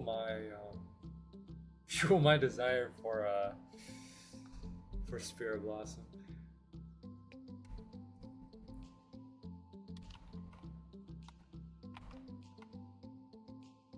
I mean, you know, I can always get it later as well, because, you know, we're gonna be. I mean, the floors are gonna be rotating anyway, so it doesn't really matter if I get it now. I'll be doing college work till then. All right, sounds good.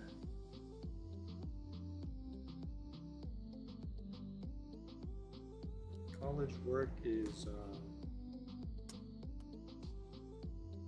kind of hard sometimes.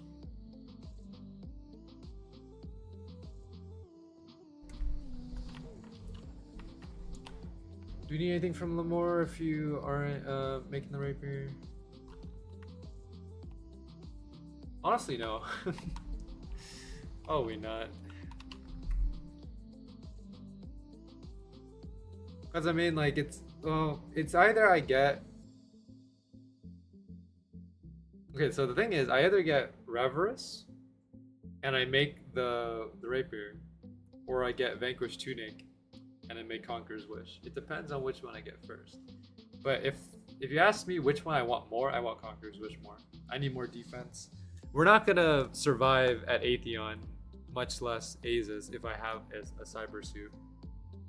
Theoretically you can, but it's not gonna be a fun time. You could just settle with an Infernum. I could, yeah. But I don't know, we'll see. Let's just keep going with Hunter. Because I do want to also get Cornelix. Improve my shield a little bit. Because I get Cornelix, right? And then I take away the Emerald. And then after that, I can pretty much make Apotheosis.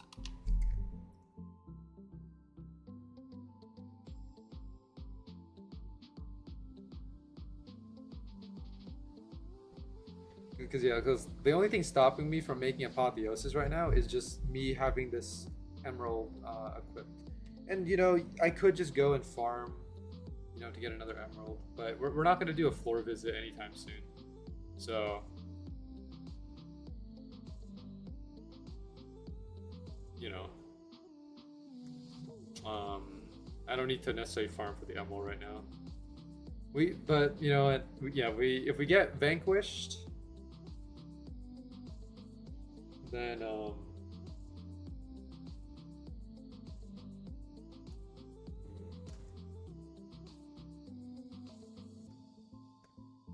because if we get Chronolix first, then I can make Apotheosis, and then after that we come back, get Vanquished, move to Atheon. Or I could get Vanquished first, farm for another Emerald, make Apotheosis, and then replace the relic with the Apotheosis and keep the Emerald on. There's many things that I can do. It just all depends on, you know, my resources.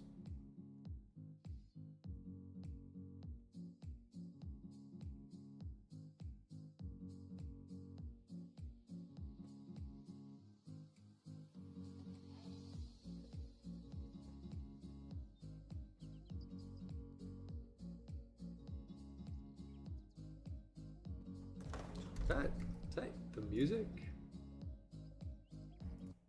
It is okay. I was about to say, because like I was hearing bird sounds. I was like, where are those bird sounds coming from? My music.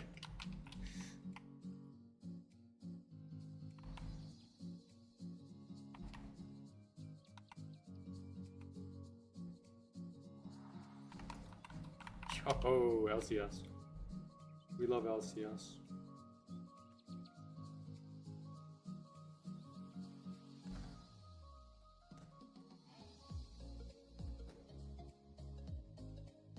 You know, T-Man, well, actually, okay, I can't, I don't know, I don't know I'm really qualified to say this, or if me saying this, like, if I have the validity to say it, but like, I feel like if you're 500 kills in, and you haven't gotten a drop, I don't know if that looks, if the prospects look good for me getting Chrono Elixir Vanquished. Because I've gotten 2 Blood's Influence. But like, I'm trying to get the other 2, at least one of the other 2. Preferably Vanquished. So we can move to Atheon faster. It's so Jover. Yeah, I guess so.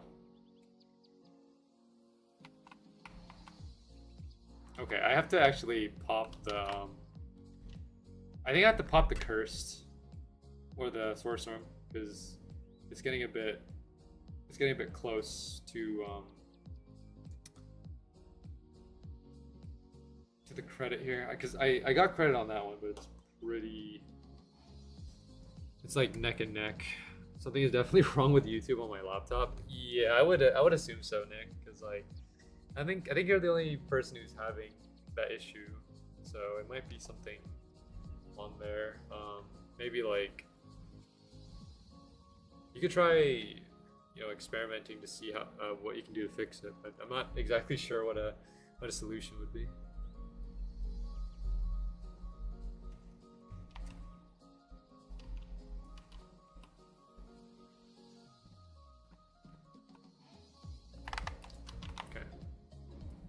Cursed for this. There we go. Yeah, we pretty much got it instantly. Alright. I will be back in a second.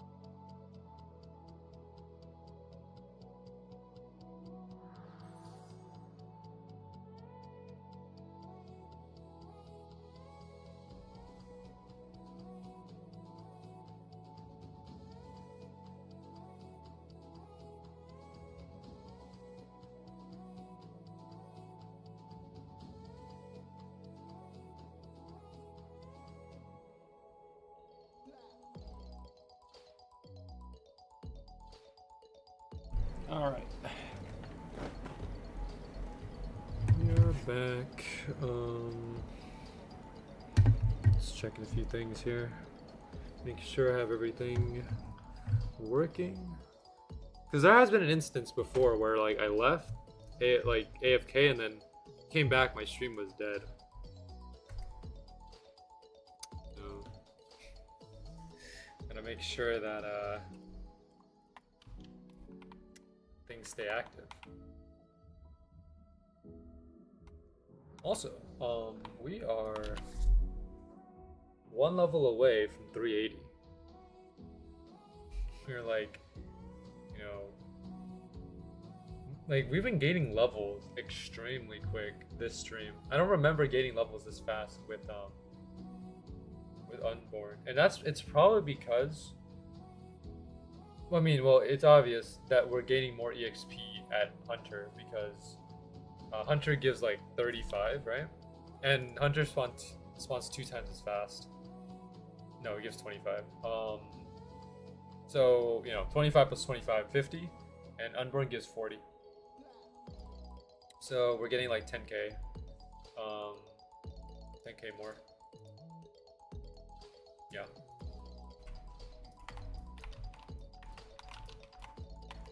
And also the fact that we can beat Hunter a lot faster too. Hunter doesn't really require that much effort, so you know, spawns 2 times as fast. Like dies basically 2 or 3 times as fast, and you know it just works. So leveling is not a problem with Hunter. I mean, I feel like this is probably one of the more simple places to get EXP. That, and also the fact that, you know, no, I mean, you could also go to Unborn, and if there's a lot of players there, you'll probably be able to, you know, outlevel the Hunter, maybe, but it depends.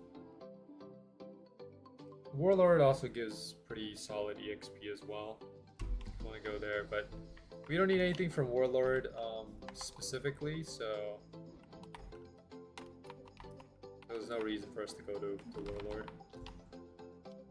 And plus, our EXP rate is going to skyrocket once we hit Atheon. Now, I mentioned this last stream, but farming Atheon is going to be a pretty big issue because remember, we do have to get 3 items. We have to get, you know, if we're making Conqueror's Wish, we have to get Infernum, we have to get Meteor Shot, and we have to get a Flame.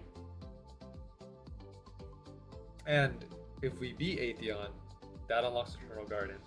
And you guys know that when the next floor is unlocked, you know, time starts ticking, because one of the rules is that if I unlock the next floor, but I don't leave that to go to that floor at the end of the stream, I have to delete an item.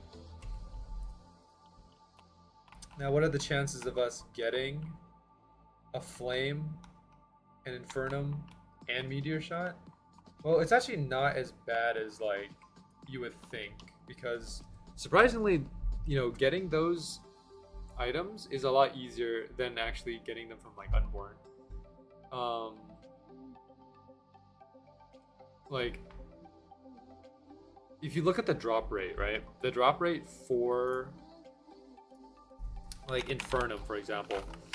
Infernum has a 0.4% drop rate, which I believe is a 1 in 250.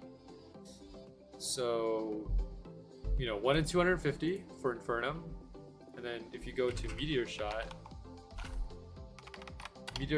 is 0.4%, which is also a 1 in 250. And then a Flame is 1 in 400. The Flame might be a bit of a challenge, but the one thing that's good about Flame is that there is a pity system. So if we beat 300 Atheons and don't get a Flame, we'll get a Flame like on that 300. So Flame, you know, is pretty much guaranteed after a while.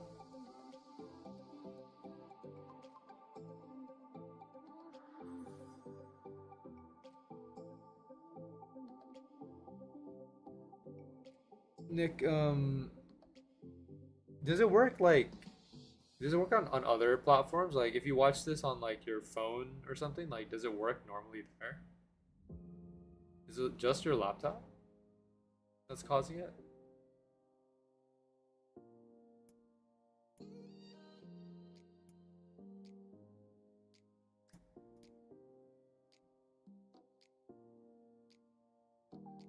Yeah, it does. Okay. Yeah, that's weird. You could try like maybe for any live stream.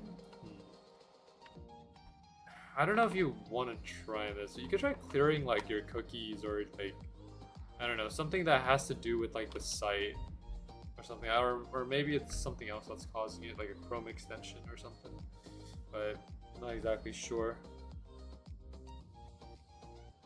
Only if you want to, though. I don't, I'm not suggesting that you do, but it's just it's just something that you can do if you want.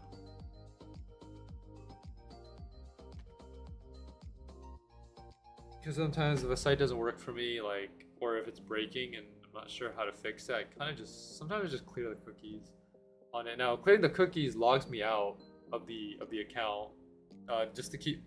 I hope you didn't do it yet, because yeah, like if you clear the cookies, it will log you out of the account. So you have to log back in, but sometimes it fixes the site. Sometimes.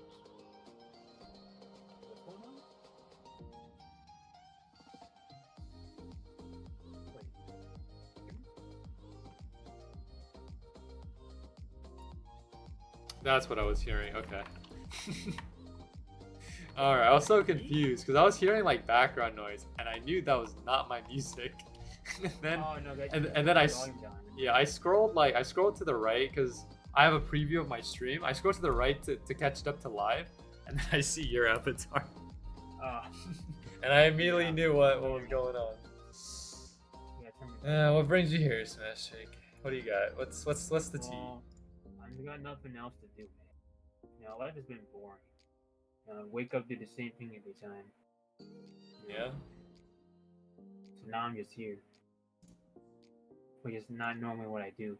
Like, normally I news come here, right? And I just mute and just listen. But like, that's it, So I'm gonna change it up.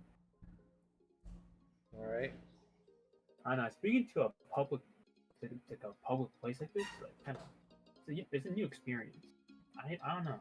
Not used to it? Nah, not used to it at all. It's weird. Yeah, it's fine. How do you say? It's not something that you get used to unless you do it a lot. Alright.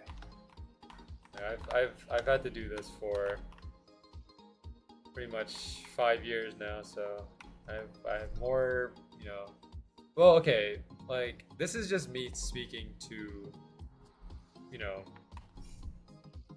like people, and they type back, no one really, no one has like any voice chat, so I don't hear anything back. I get no feedback back through voice, but seeing it through text is pretty fun as well. I mean, when you it's like talking with T-Man and Josh. Okay. We're like, it's just all text. I'm the only one talking. I remember that there was that one time in when I was playing Smash with just a person, T-Man and Josh, and I was the only one talking. Like, I was the only one making reactions to like stuff that was happening in the game. It was kind of funny.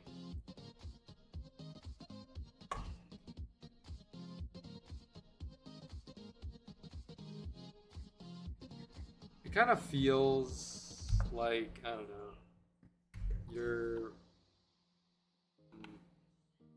I don't know how to exactly describe it.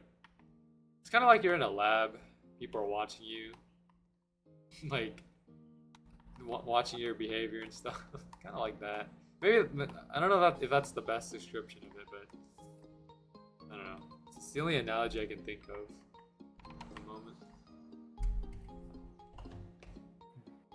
Anyways, yeah, we're gonna hold back on the media share this stream, so probably no media share, just to keep keep you informed, Smash. I just want to chill out this stream, just do my Swordburst stuff. We might do media share again on the next stream, but for now I'm just gonna chill out. Just do a bit of chatting with the chat. Alright. We gotta keep talking so we don't get bored for the next 2 hours.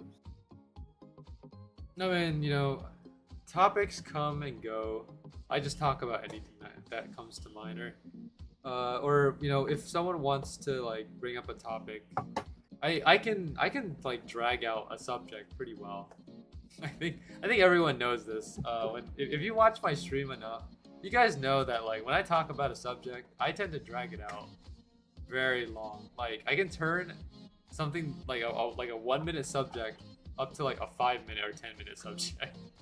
Because I just keep it's kind of like you talk about the thing, and then you attach something to it, and then and then when you finish that thought, you attach another thing to it. Like for example, you're telling a life story about like, let's say, I don't know, walking to the park or something, and then you start talking about parks in general, and then you start talking about trees and water, and then things just start continuously adding up, and eventually, it goes from 1 minute to 5 minutes to 10 minutes.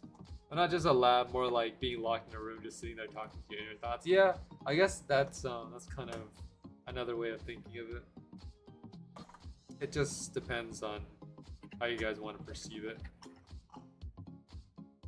Honestly, though, like I don't mind any kind of communication, whether it's voice to text or voice to voice or even text to text. As long as we can communicate what we want to say, then and get our point across, I think that's good enough. And You really did just drag out the entire subject. That's amazing. Overall, though, you guys are just free to communicate however you want. If you prefer text, just keep texting. If you like to do voice chat, you can do voice chat. I'm fine with whatever.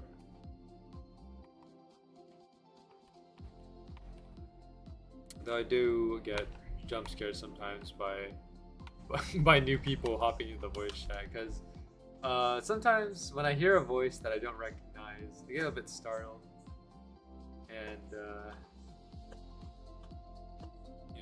it's whatever. I'll get used to it eventually. Like if you're someone who likes the voice chat and I have the opportunity to talk to you frequently, I'll get used to voice chatting, because like I mean, you guys know me as an introvert. I don't have a good, I guess, like I don't have a good sense of talking to new people.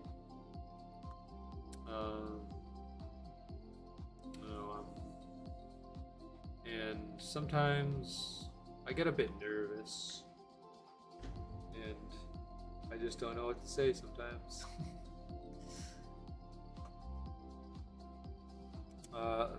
Let's see, Fry Rice, welcome to the stream.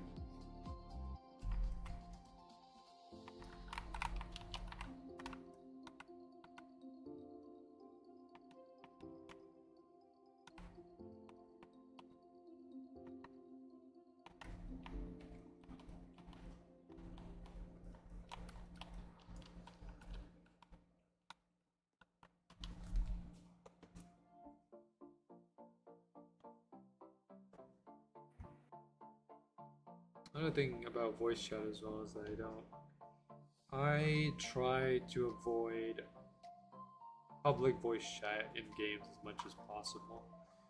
So if a game has like public voice chat, like for example Roblox, where like so right now my Roblox voice feature is disabled. I used to have it enabled, and that was just only because I think BGM wanted to test something with the voice chat, and I enabled mine, and yeah, it worked. And then after that I disabled it, mostly because I don't want to talk to people in voice chat on Roblox. Who knows what they could be talking about.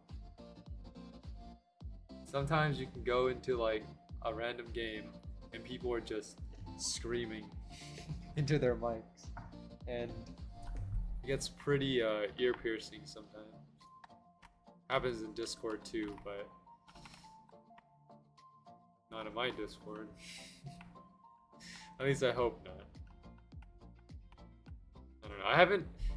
It's. I think it's been like probably over a year now since I joined into my voice chat on my Discord server, because the VC that I use nowadays, for streams or just for recording or for anything, I use like my little testing server, and most of you guys are in that testing server. It's the one I use for pretty much everything.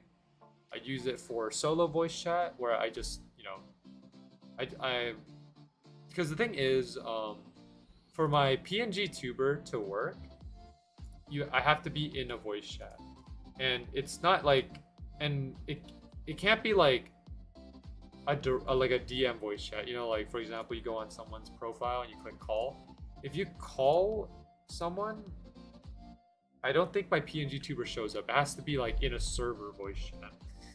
At least that's what I've seen work, but I can't say for sure. But yeah, like my little testing server has pretty much everything. It has my solo voice chat in there for like solo videos, has my live broadcast, recording studio, and then just general voice chat for other purposes.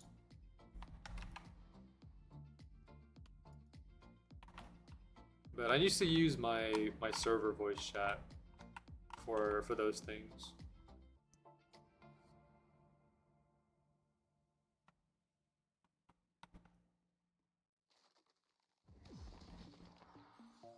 Is there a bot for that? For what specifically? Putting the cookies did not help.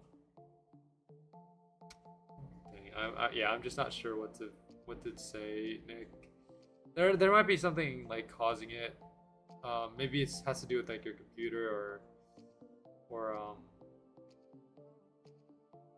like maybe your browser or something, but I can't really say for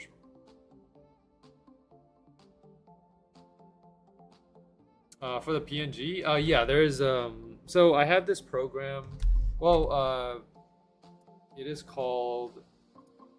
So the you basically search up Discord reactive images, and you'll basically find what it is.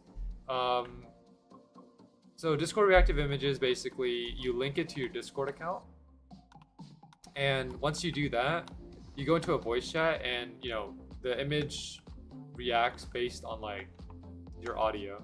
So like for example, if I'm talking right now, you guys can see my avatar or my little PNG tuber there lights up, and when I'm not talking, you can see that it goes dark. And I like it a lot because it's kind of like it's not a perfect substitute to like face cam, because I used to do like face cam back in the day before I switched to doing this PNG tuber stuff, but I don't know, I don't like doing face cam that much. I get a little self-conscious sometimes.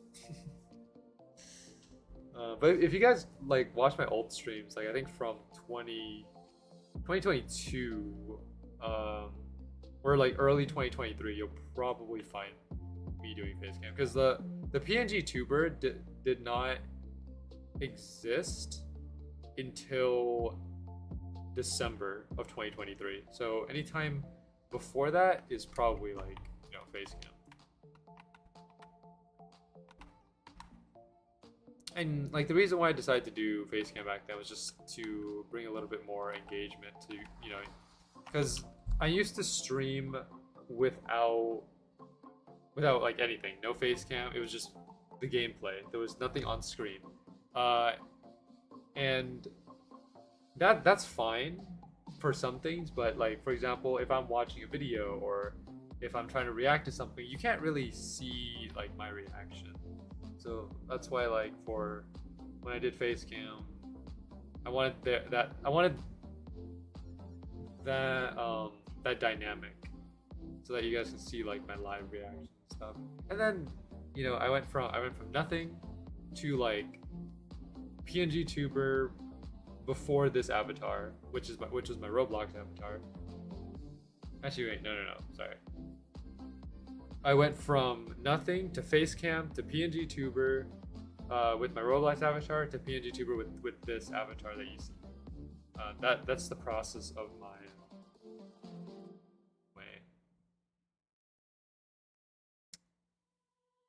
my reactive journey. I don't know. Overall, though, you know, I think just having something on screen that reacts to like my audio just helps a little bit. You know, makes it so that you know there's something to show you guys other than just gameplay. Because sometimes you know if there's nothing there, it's hard to tell whether I'm there or not. It's just gameplay after all.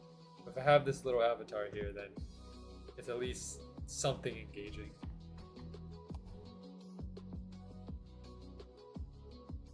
And I think BGM has like the same thing. If you go on BGM's like streams where he uses like where he's in a voice chat with his friends, you can see he also uses his little avatar as well. And I think recently if you guys know who Sword Kirby is, Sword Kirby started using one of his own.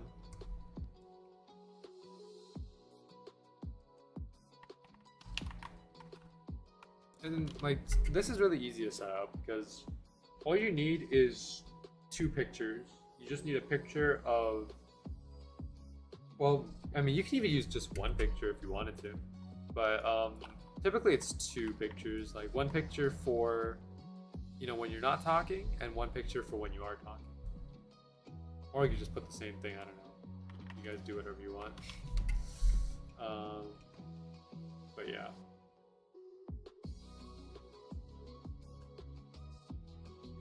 So I'm not really sure, but my premium account is the problem, really. You can test that by like, let's see, I want a different account and it stopped. Okay, yeah, that's what I was about to say. Like, you can test that by going on like an alt account that doesn't have premium. That's really strange.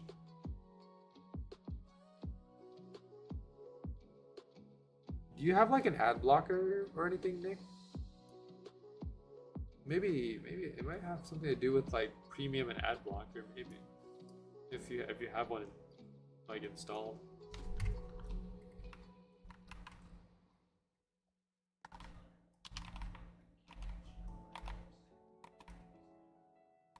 I should get YouTube Premium though.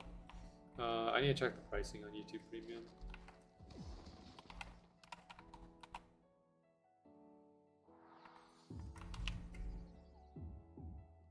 YouTube Premium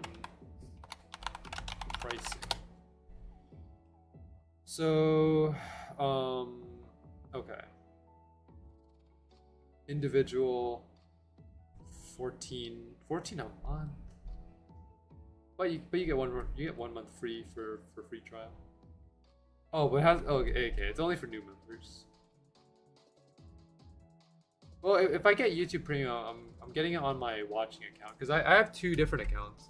I have one for YouTube that, you know, the Soaring Blossom channel that you guys see now, and then I have like my watcher account, which is like the channel that I watch videos on.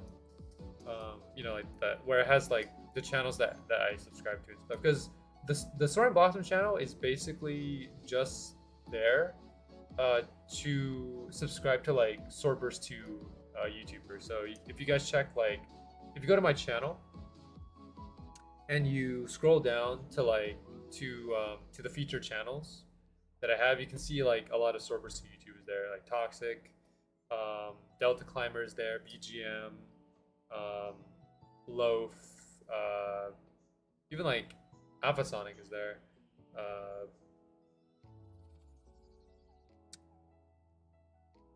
Yeah, and a lot of other channels too. I think Ash is there too.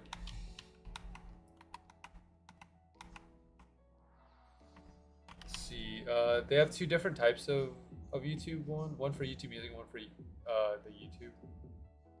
Okay, I think like I would get YouTube Premium just like for YouTube in general, because I think YouTube Premium like lets you watch YouTube with no ads, and you're still, I think, supporting the creators as well through YouTube Premium. And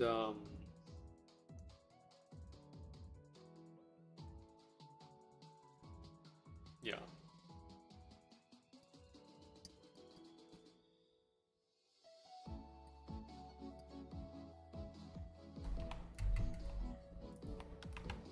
I don't know. I'll figure it out. There's also the student one that you can get, but I'm not a student anymore, so I can't really apply for that. I used to, so I had a lot of like stuff tied to my student account. Like I remember my my, what's it called, my Amazon Prime. I had Amazon Prime, and that the price of Amazon Prime shot up, like it went up like pretty high, because because if you have a student Amazon Prime account, it's not that much. But then but if you have a normal Amazon Prime, it actually like it's pretty expensive. Let me check the Amazon Prime prices. So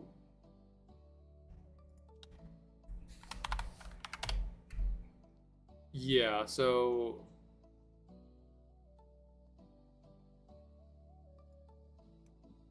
yeah, that's what I thought. Okay, so Amazon Prime for student is about $69 like a year, right? Annual, $69. Amazon Prime for like normal people is $139. So basically almost, well, it's basically double the price of a student account. So yeah, that's what happened to my Amazon Prime account. It went from like, yes, from 60 or 70 to 140. Pretty high jump. YouTube Premium is pretty much the same, because individual account is $14, student account is about $8, and you have to be eligible. My student account is now deleted though, because the way that my university, or the way that my the university policy works is that like my university like keeps the student accounts active for 1 year after you graduate. And then after that 1 year, so for example, if you graduated in 2023, your student account would be terminated in 2024. So that's what happened to my student account. My student account does not exist anymore. I got terminated because it's already been a year since I graduated. So I can't, so even if I could like still use, even if I could just input the student email, I wouldn't be able to verify anything because I can't access the student account anymore because it's terminated. So I can't apply for any student stuff, and that's fine. I'd rather just. Smash Big knows this very well, but like, I'm the type of person to pay full price instead. Like, some people wait for the discount and then buy it at a discount. I wait for the discount to end and then buy it full price. I don't get it. Like, I told you every single time when it was on sale, and you still got it full price. Hey, full price means I get to support the developer more. Right? Like, isn't that giving them more? Yeah, that's true, but still me.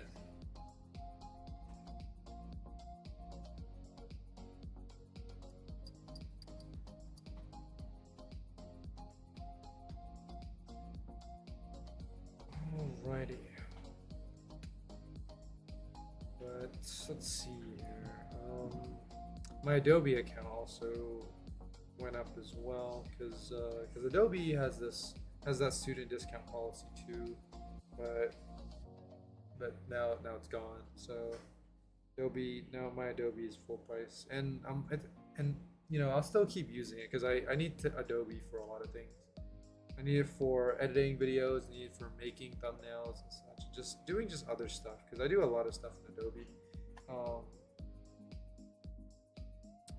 I do want to learn some other Adobe programs though, specifically like After Effects, because I know like a lot of people when they edit their videos, they use both Premiere Pro and After Effects, and you know, some people kind of confuse the two because they kind of look the same, you know, at first glance, but I think, well, it's in the name. Premiere Pro is like the editing software. I think After Effects is like post-production after you make the video, and then you can add like such stuff. Let me actually Google that to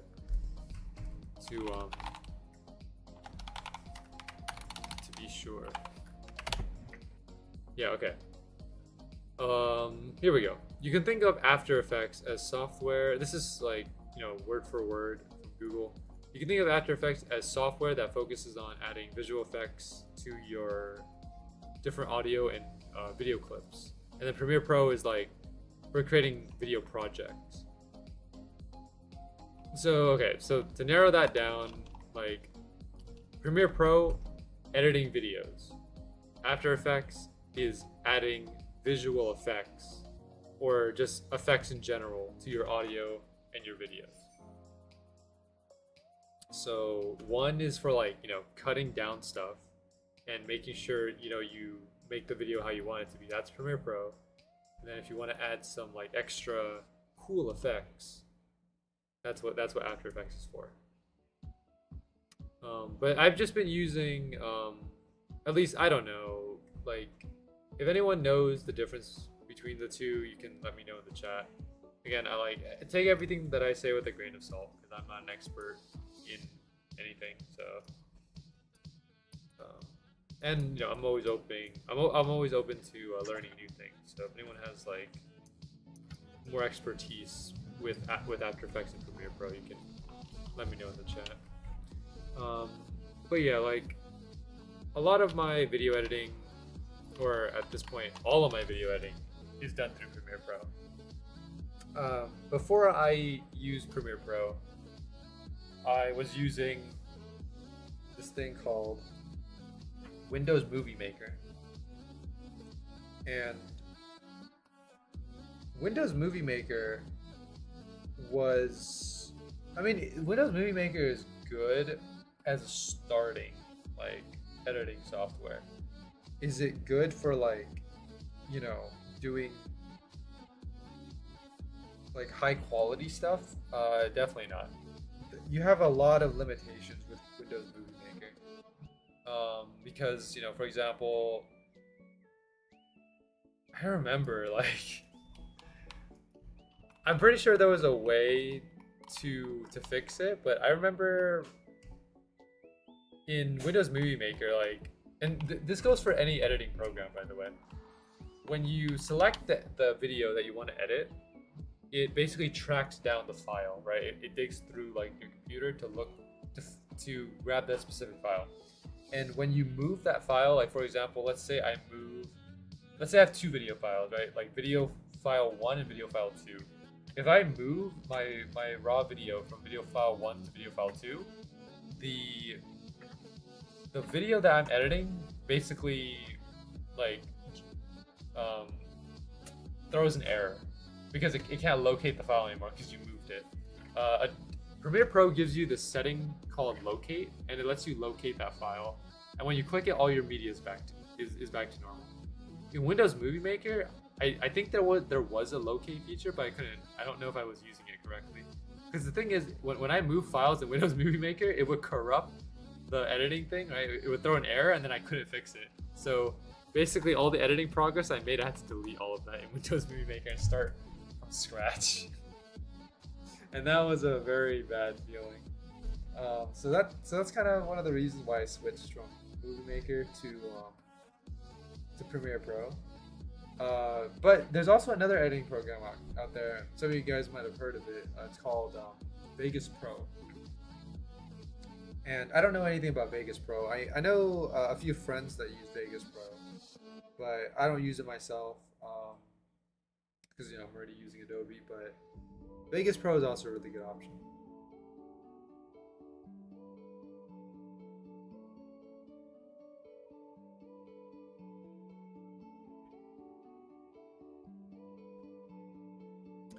But you know, but Vegas Pro is also a paid thing. There are plenty of good starting like video editors like that are for free that you get for free. You know, but there is a downside to that, right? And because it's free, it won't have like the same features as like something that's paid. So you might be able to do like, you know, the general things, like for example doing fades and stuff. You guys notice in my video I do fades all the time. Like I fade in and my video and I fade it out. I do transition fades and stuff. You can probably do all that in like a free video editor, but you probably won't be able to do things like I don't know.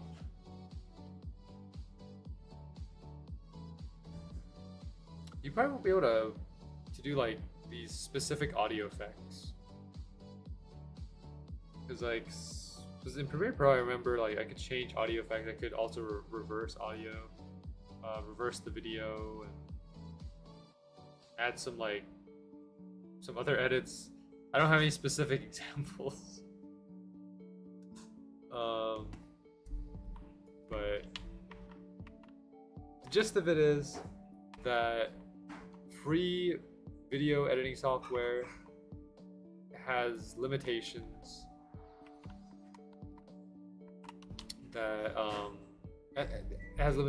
and if you want like, you know, the most features possible, then your best option is to get a paid video editing software. But that's only if you want to make like high quality edits and stuff. You know, for my channel, right? Because I'm making YouTube videos and doing streams and such. I would prefer to have those options. That's why I am paying for Adobe stuff.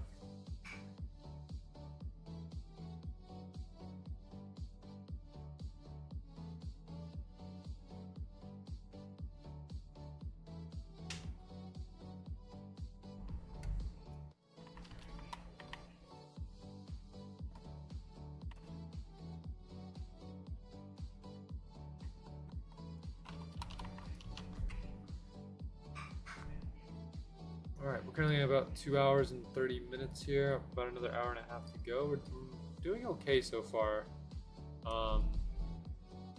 What's that? I saw something like red going on here. Let me make sure, let me check something here. Make sure no one's trying to troll me out here. Okay, I thought like Tremor spawned in like here for a second. I was looking at the player list to see if like someone put him there. I don't see any of those sneaky contributors here. Seems like we're good for now. It might have just been the aura coming off of the sword. That's also a possibility. What mic do you have? I use a Blue Yeti X. So it's like it's like a Blue Yeti, but like a more premium version of it. I think like Blue Yeti X is I think like $100 more than a normal Blue Yeti. I started with the Blue Yeti mic, like the normal Blue Yeti, and then after a while, my Blue Yeti kept like breaking, and not breaking in the sense of like it doesn't work anymore. It's more of the wiring. So basically, like I would buy these Blue Yeti wires because the Blue Yeti is a USB mic. So basically, you connect the USB to your computer, and then you plug the other side into your microphone. And for some reason, these like wires kept getting, or like they kept breaking. Like for some reason, like these wires would last like a month or two, and then I have to buy a new wire and use something else. So I was like, okay, well, I don't want to have to keep buying new wires, so I'm just gonna get a brand new microphone.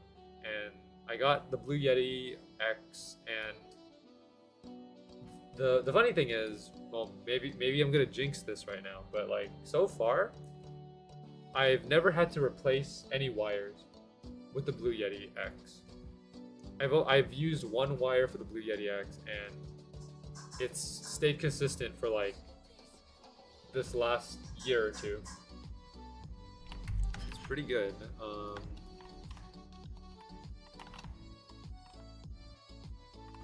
And you know, if I really want to get like professional, there's a microphone out there called I don't know if you guys have heard of it. It's called the SM7B, and this is a microphone that a lot of like top tier streamers use. And the reason why they use the mic is because of like the way that it picks up audio. So now one thing to be clear is that the Blue Yeti that I'm using is a USB mic. SM7B is what you call an XLR mic. And XLRs are a little bit different. XLRs are not plug and play. You can't just plug the XLR into your computer and expect it to work. You need like a an XLR like processor. I don't know what it's called. There's an official name for it. It's called an XLR audio interface. You need like an interface. So basically what you do is you plug the XLR mic into the interface, and then you plug the interface into your computer. Because your computer won't pick up XLR. It's not a plug and play like the USB mic is. But getting onto like the features of the SM7B and why a lot of people use it. Again, I mentioned the audio. So the thing about the SM7B is that it picks up audio when you're really close to it. So for example, like if you're for lack of a better word here, if you're like eating the mic or your mouth is like really close to the mic, then you know your viewers will be able to hear you. Like people that are watching your stream can hear you very clearly. But if you push your mic away, like far away from you, they can't hear you anymore, or at least they won't be able to hear you as clearly. And the reason why that's important is because some streamers have background noise. Me in particular, I have background noise all the time. And the SM7B is a good way of preventing that background noise from getting picked up. Because, in order for it to pick up audio, you have to be like extremely close to it. So basically every background noise that you have will either not be heard or just be really quiet. But when you have a mic like the Blue Yeti X, like the one I'm using, this is like the mic will pick up pretty much everything. That's kind of how sensitive it is. So I could be all the way, because right now I'm streaming in my living room. Right? I could be all the way at my kitchen and having a normal conversation, and you guys can probably still hear me all the way from the kitchen. That's how sensitive the mic is. There's a thing called gain as well on the mic, and gain is basically how loud the microphone is. And so for example, if I turn the mic down like this, you guys probably can't hear me as good, right? Like, because the mic volume is like a lot lower. But if I turn it up like this, you guys can hear me a lot better now, right? And I try to keep my mic gain to like a pretty moderate level, because if I turn it down, then you can't hear my background noise, but you also can't hear me, because sometimes my audio, my music is like overpowering me. But if I turn it up, you can hear me clearly, but then it'll pick up a lot more background noise. So I have to kind of adjust the volumes accordingly. How many settings is there? Or let me see, 1, 2, 3, 4, 5, 6, 7, 8, 9, 10, 11. So there's 11 dots, which kind of signifies like what level of volume the mic is on. I typically have my mic on level 5 or level 6. Right now I'm trying things out with level 6, because it's kind of in the middle. But I used to have things at like level 3 and 4, and a lot of my viewers told me they couldn't really hear me that well, so I had to turn it up. I also have other features as well. For example, like I can also make it so that you can hear my stream out of one ear, or kind of like audio balancing. So for example, I could make it so that my mic, comes stronger out of the left ear than out of the right ear, or vice versa. That's also a feature of my mic as well. But I'm not gonna do that because I mean, you know, I don't want to like, I don't want to ruin the viewing experience by, you know, messing with the audio. That's sick. Yeah, I guess it is.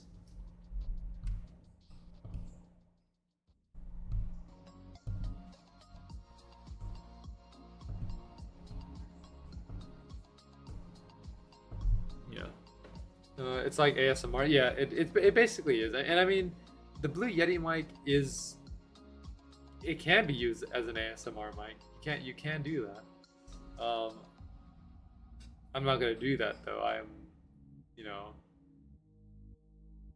I'm not an ASMR guy, and I'm not really. I don't watch any ASMR content. It's not my thing. I get why people watch it, but I don't know. But I'm not a consumer of ASMR content. My kind of content is reaction content. I like watching people react to stuff. I like watching memes, and I like watching like news on games and stuff, like updates. Like if you do ASMR, I'm gonna have to unsub. I can guarantee you, T-Man, that you'll never see any ASMR content from me. I can guarantee that with 100% certainty. If you guys ever see me do ASMR content, like legitimate, right? Because sometimes, you know, maybe I'll do it as like a joke or something. Like, you know, maybe for like 1 minute on stream, I might do some ASMR as a joke. But like, I probably won't though. But most likely not. But if you guys ever see me do legitimate ASMR content, then, you know, then you're free to like go rabid in the comment section. You can say whatever you want in the comments section. If I ever do any ASMR content, you guys are free to set me straight in the comments. And again, look, I want to be clear, you know, I have nothing against ASMR content. I think people who make ASMR, you know, they do their own thing. I'm just saying that I personally don't consume it. So if you do ASMR, I'm gonna have to make a video about the downfall of Stormland. Well, you can actually make that video now, because like, I mean, if you notice, even we've been stuck at 2K subs for like the past year, 2 years, 3 years actually. So I mean, we are going through a downfall, kind of. We're starting to grow again, but very slowly though.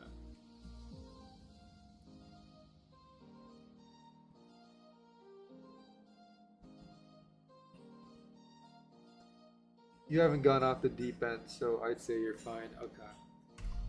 I don't know. Like, I try to keep my, like, the type of person that I am, you know, I try to be open about a lot of things. You know, for example, like, if someone kind of calls me out for something, then, you know, I approach it with, like, an open mind, right? The only time that I would argue that, you know, that I'm not wrong is if I have enough, like, evidence, or I have, like, enough validity to say that I'm wrong. But otherwise, if someone calls me out for something, then I watch it with an open mind, and I acknowledge their statement. I review like the facts, and if I am wrong, then yeah, I'll definitely, you know, apologize and do whatever I can to fix the issue. But you know, I'm always open to doing whatever I can to stay on good terms with people, because I don't like burning bridges with people. You know, burning bridges is just not it's not something that I'm a fan of. You know, I like to try to stay on good terms with everyone that I talk to, and you know, even though I have run into I have run into instances where, like, you know, someone has done something that I don't like, and I have taken action before, but that's not it doesn't happen often. But I guess that was just me when I was like younger. But now that I'm older, you know, I've gotten a little bit more I'm not gonna say that I'm mature by any means. I'm gonna say that I'm a little bit more mature, but not like, but not as mature as I should be. But I am approaching everything that happens with an open mind, you know, and things, you know, when things happen, we try to figure out what the best option is. Yeah.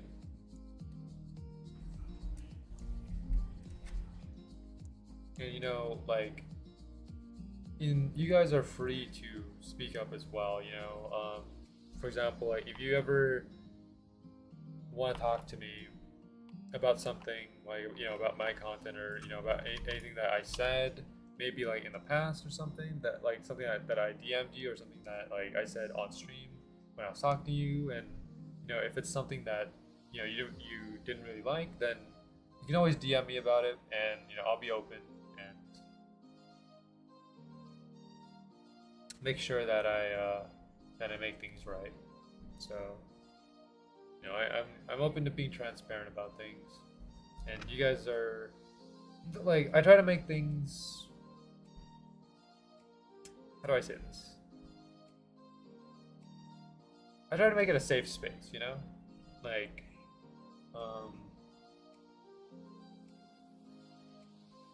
where if someone has anything that they want to say to me, you know, my DMs. Well, my DMs are not open to everyone, but like, you can send me a friend request. We can talk and, you know, settle things. That's what I'm open to. Yeah, like, I'm not here to be a villain or anything. If anyone has any issues, I'm willing to talk and make things right. That's basically what. That's basically the type of person I want to be. I want to make sure that I'm on good terms with people. And I realize that, you know, I can't please everyone, right? There are people that will like me, there are people that won't like me, and I can't please everyone, but I try my best to make sure that everyone I interact to, that everyone I interact with, I try to make it as positive as I can.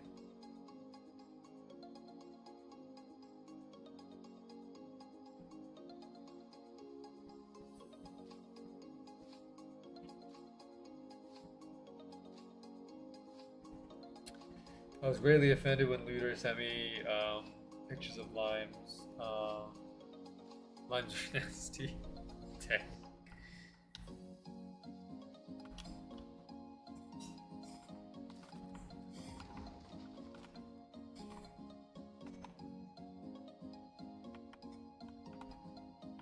Like, for example, you know, the video, like, you guys like remember the video I made yesterday, or post yesterday. In that video, you know, I was trying to like, you know, be professional, present the facts and stuff. You know, I wanted to make sure that I didn't sound, I guess, like, I didn't want to like overdo anything, right? Like, when I make like serious videos like that, it's always important for me to state the facts and state it like straight, right? Like, I'm not trying to over exaggerate my emotions or anything, because I feel like if you over exaggerate, you're kind of being like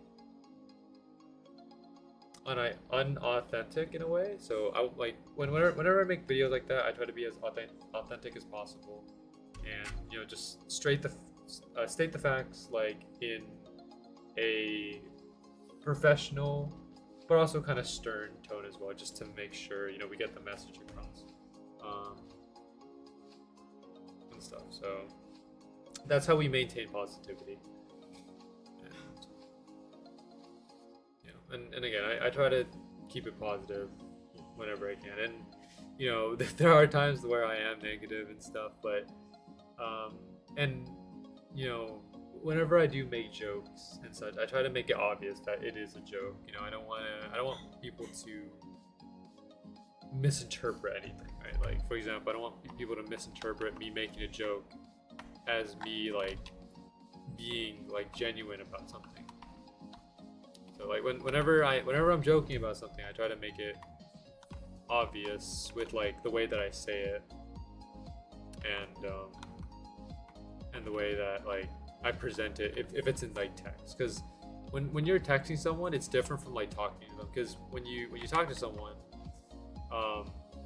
you have like you use like a certain tone, right? Like for example, if you're talking to someone like in a joking way, you use like a pretty goofy tone and stuff, like like you make it sound like it is a joke. But when you talk in like text and stuff, it's hard to really get the tone of exactly what you're trying to say, unless like you include something at the end. Like some people say LOL at the end, or LMAO to try to make it a joke. For me personally, if you guys DM me a lot, I use emojis.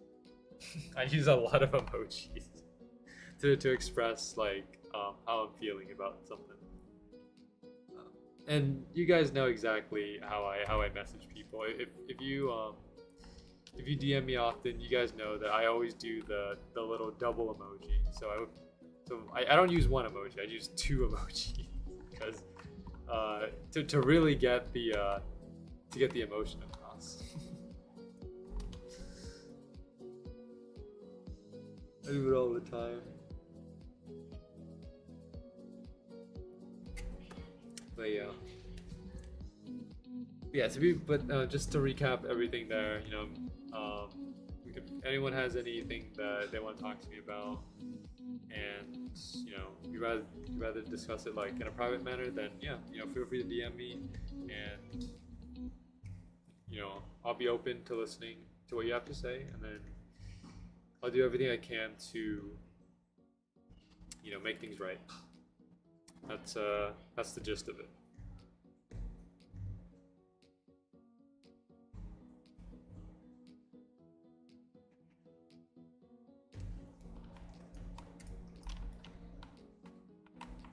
Also, we lost a lot of people here.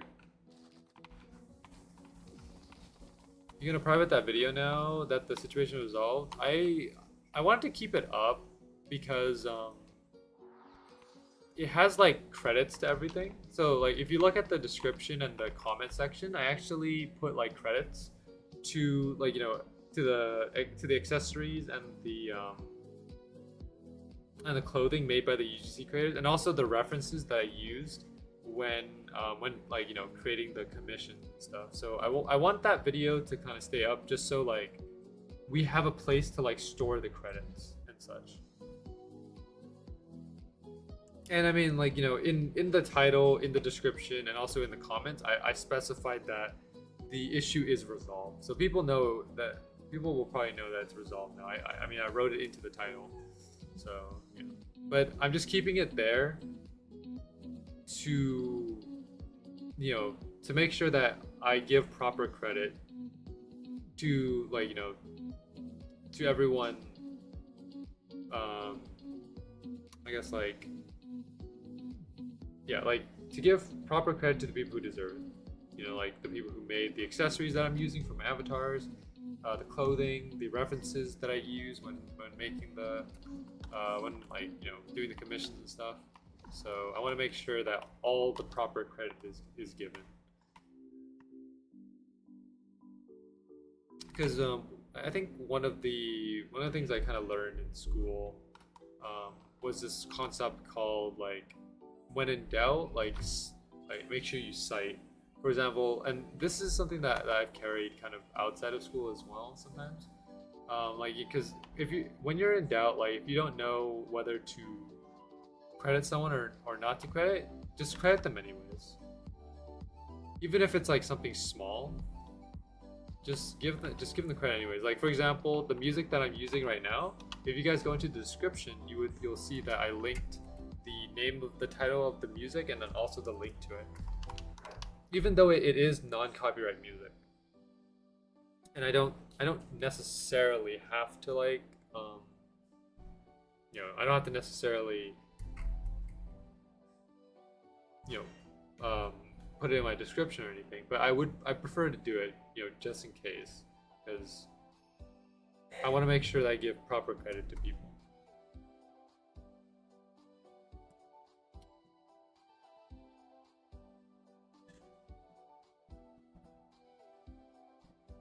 because the last thing I want to do is take credit for something that is not mine. Like I will take credit for things that I create personally, like things that I create with my own hands or things that I commissioned. But for things that I don't own, I want to make sure that I give proper credit to them because again, I don't, I didn't make them and I don't own like the rights to them. So I want to make sure that those people do have the credits given to them.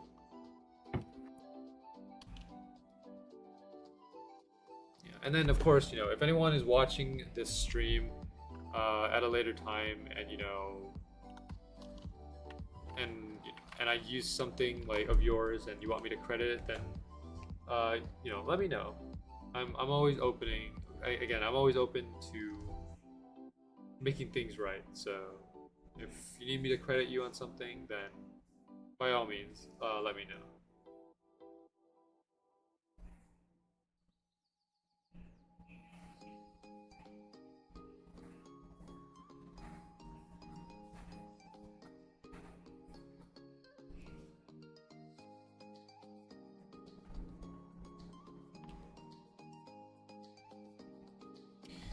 Anyways, we are currently in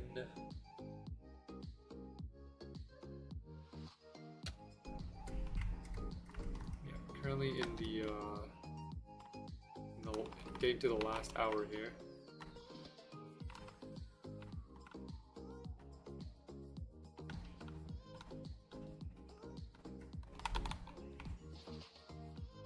One more minute and then we'll be 3 hours in.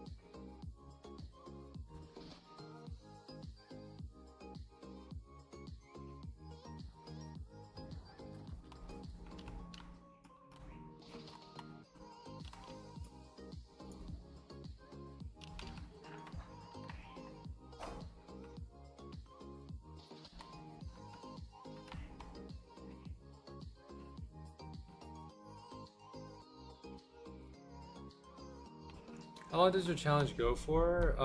Each stream that I do is 4 hours long. But the challenge ends once I hit level 400. I have a tier 3 burst, and also visit the highest floor, the 12.5 floor, whichever it is. Yeah. So we're almost done with this challenge. All I need to do is basically get this. I just need to get a Vanquished Tunic, and then after that we can head over to Atheon. And from there, I need to farm 3 things from Atheon, being the Meteor Shot, Infernum, and Flame. And then also build up my Vel as well. The Vel is gonna be a bit of a problem to build up, but we'll try our best. Now the thing is, if we do get Vanquished Tunic like right now, we're not gonna go to Atheon because again we only have like 1 hour left, and 1 hour is not enough to be able to get all of Atheon's items. So if we get Vanquished Tunic, we can probably just keep farming Hunter, honestly, to get both Chronolix and the the Vanquished Tunic. Because I do need Chronolix for the shield, and from Limor all we need is Ravarus, but Ravarus is for tier 3 Rapier, and I don't know if I really want to get tier 3 right now. Because I can only make one tier 3. That's as much as my Vel will support. Because you look at my Vel right now, we're currently at 6 million, and I think to make a tier 3, let me check this. So making a tier 3 costs for Conqueror's Wish, it costs 14 million Vel. And we're currently at 6. So we need another 8 million Vel from Atheon. How much does Atheon give?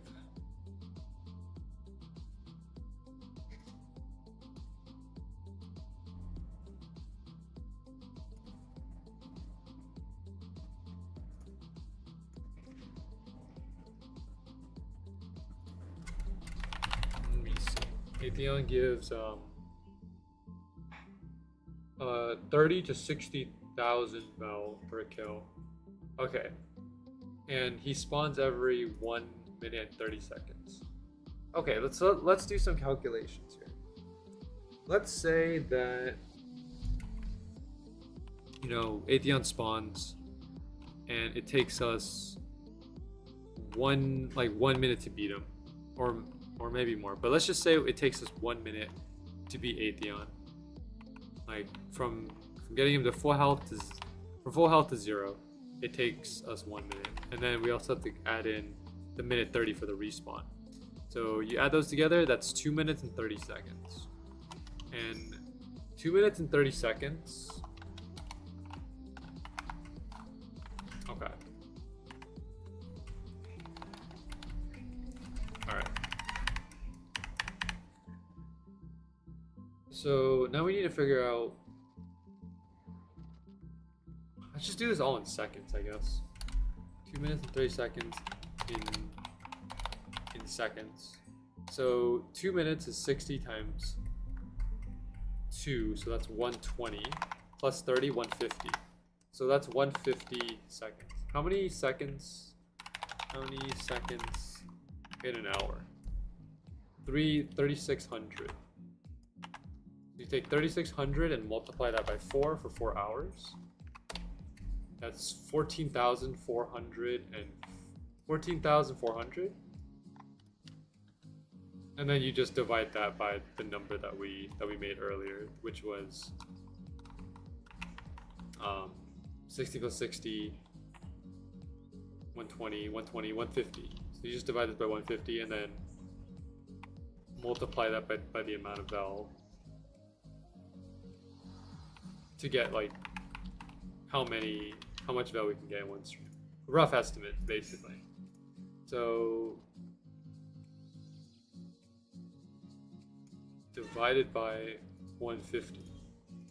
So that's 96. That means roughly if we beat Atheon in 1 minute and he spawns every 1 minute and 30 seconds, that means we can beat Atheon 96 times within 4 hours.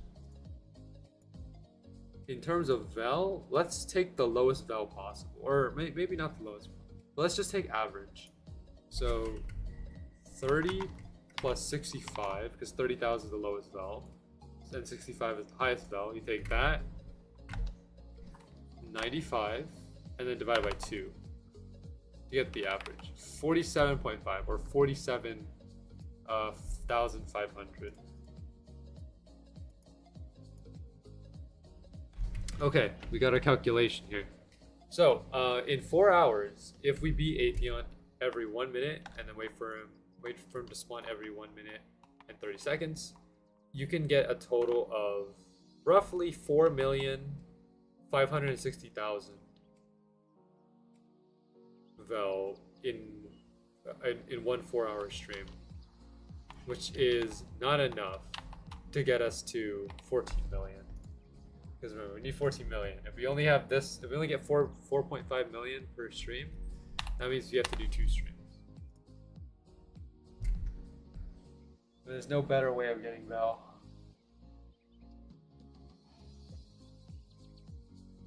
Either, because we can't sell items. And we can't trade for Vel either, so we might have to just take an L at Atheon. And like I have or no, we don't have to necessarily. If we don't get the Vel, right? But we end up getting all the items we need, Inferno, Meteor Shot,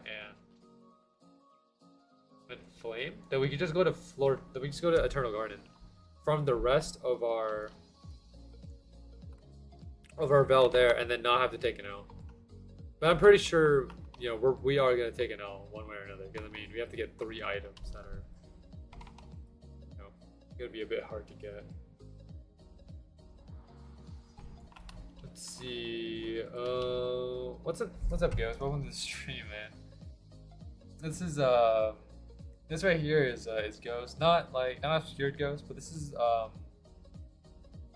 what should I call you? I think True Ghost, or Flare's Ghost, maybe. I don't know exactly how to phrase it, but this is a long time viewer of my stream. They've been here like since the Zeke days. Yeah, True Ghost. Yeah, so basically, they've been here for a long time. It's nice to see you again, Ghost. You know, I hope you're doing really well. You know, I'm still pretty much doing the same thing as I've always been doing. Just, you know, doing. Nah, you've been doing some other. You know, Roblox streams, Roblox content. You know, like nothing really has really changed that much since you know, the last time you're active. Like since we were actively playing back in the day. But yeah, I hope everything is going pretty well. I hope you're happy. I hope Flare is doing good as well.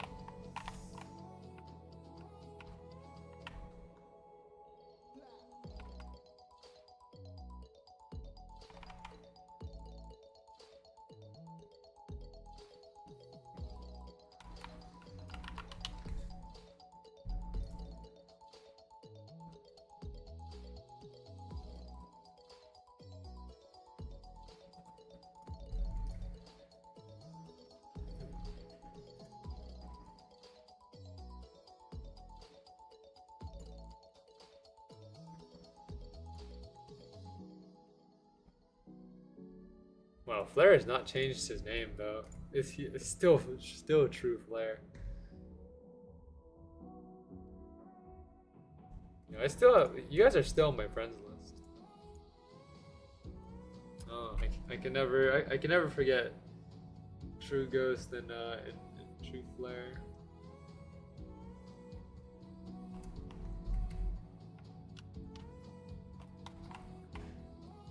Yeah, he hasn't changed anything. Does he still play Roblox, or has he gone and like done something else? I haven't checked his Roblox profile in a while. The last time, I just checked right now, but let me do another check to see.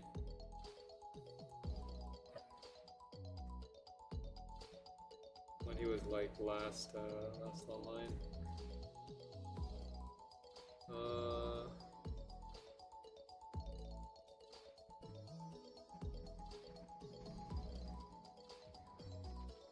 Oh, it's not telling me.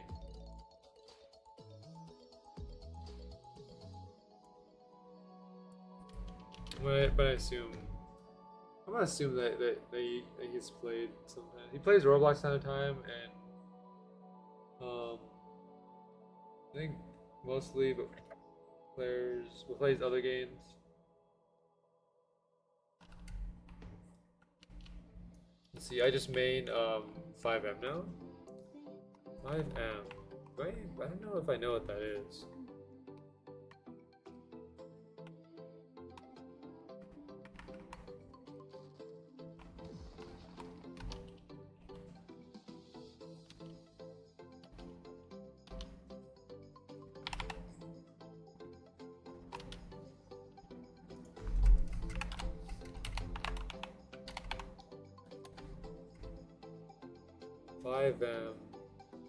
Oh, like GTA 5, okay. At least I think that's what it is, right? GTA 5 roleplay, it's top tier. Oh, okay. Yeah, I've heard a lot about GTA roleplay. I heard it's pretty fun.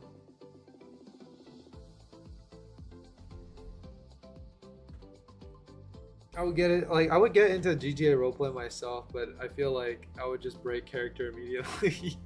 Because I think when you play GTA roleplay, or at least like the serious players of GTA roleplay, like put in a lot of work to maintain their character, and I don't think I can do that. I'm too goofy that I just break character all the time. And a lot of you guys know this if you interact with me frequently. I cannot be serious for a long period of time. Like if you had to, I mean, if you kept track of how many jokes I made within like a 10-minute time period, I'm probably making a joke every like 10 or 15 seconds. I don't know. Goofy. I'm just goofy like that.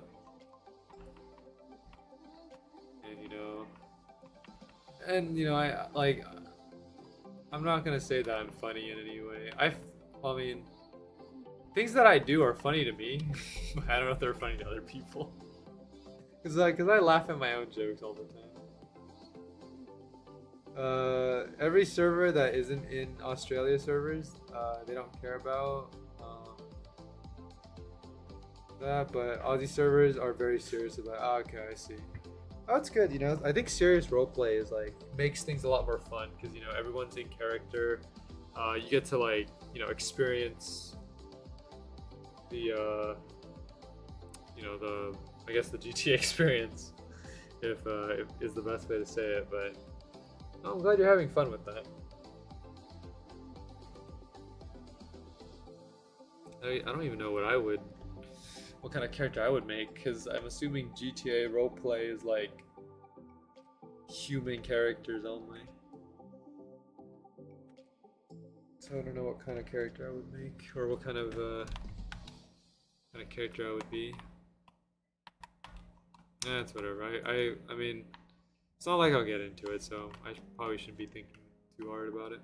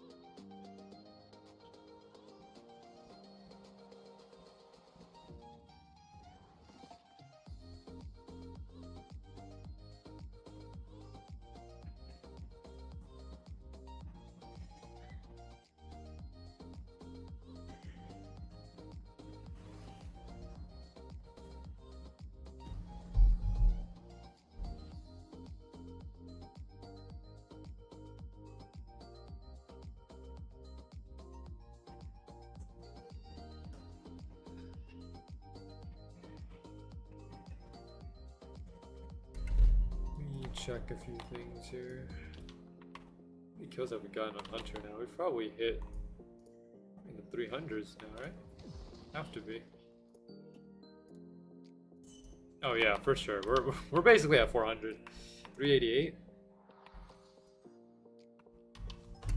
About to be at 400 with no Chronolix or Vanquished.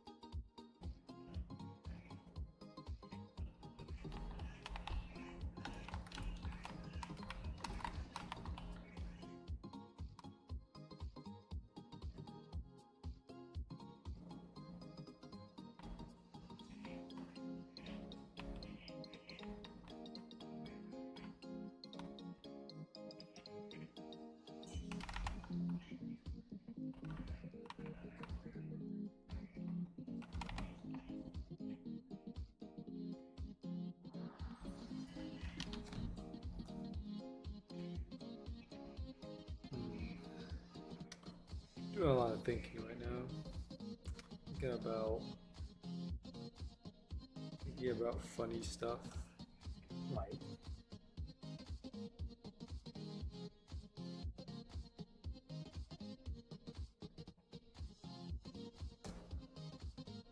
alright, good to know. So we're not doing media share. What exactly are we going to do from now on? What's our... Oh, I'm not doing media share for this stream. Just want to chill out. Maybe next stream though. Alright. Maybe. I don't know. I don't know, man. It's whatever, I guess. We got 40 minutes left. A lot of time to Do relax and get our items. Did you get them yet? Have you gotten anything? Yeah, I got one item. It's not the item that I want though.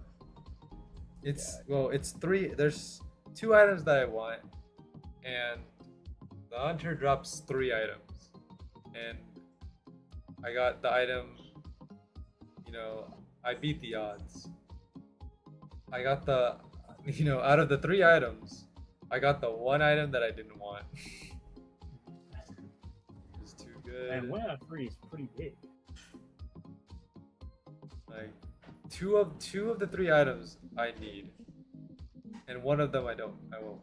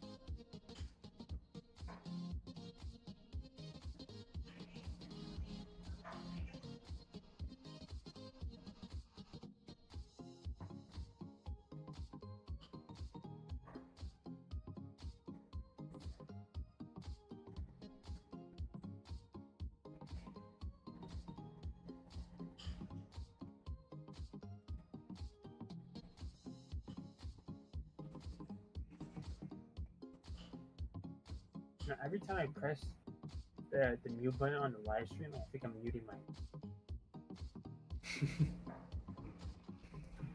Yeah. Pretty annoying. Oh.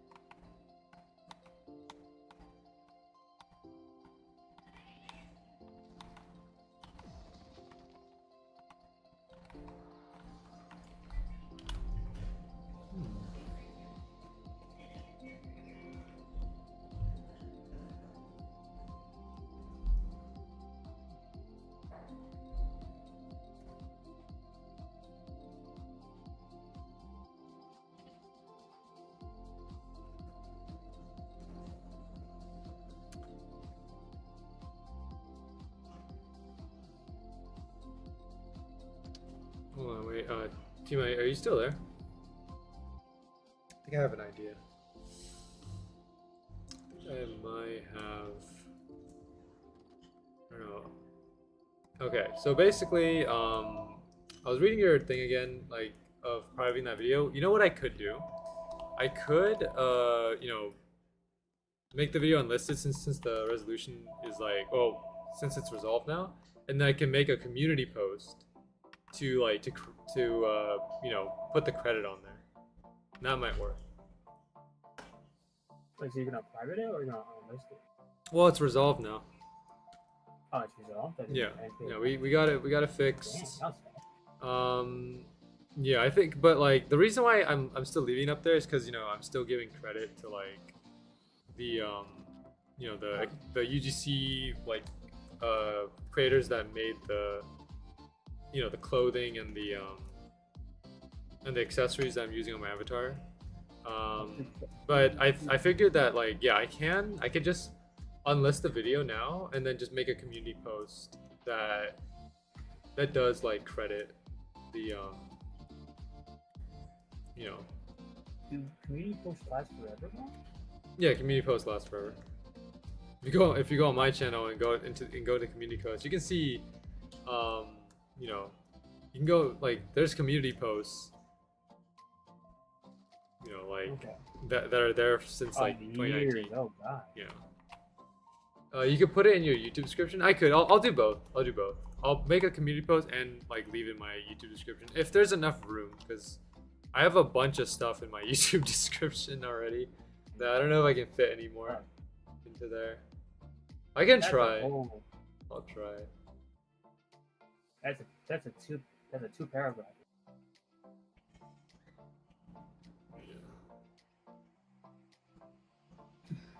You even edited the description. Yeah, I'll put it in the description and also make a community post about it.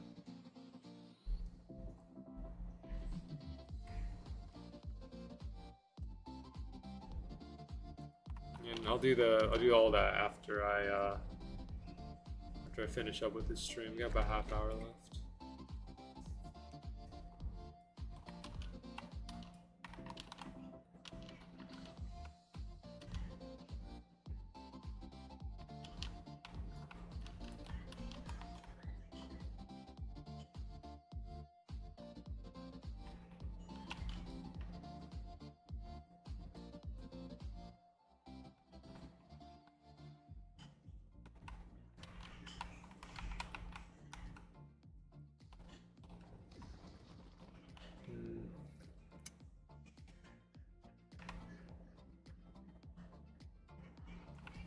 Bro, his new banner is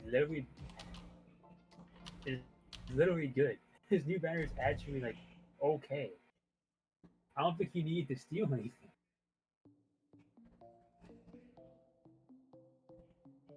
Oh well. Okay, here's what I might do, because I don't. So the thing in the community post, right, is that I need to like post like the pictures of the commission and stuff.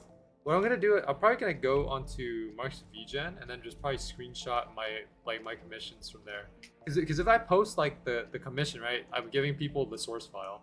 I don't want to give people the source file. Yeah, don't do So I'll probably just screenshot from Mark's VGen. That way it doesn't get the full size. Like it gets like, you can see what it is, but you don't. But I don't get but I'm not giving the full size.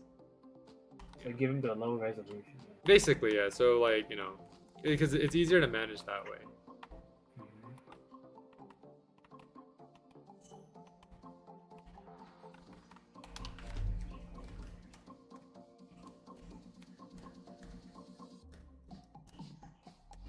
I mean, like, I commission them, so I'm free to screenshot my own commissions.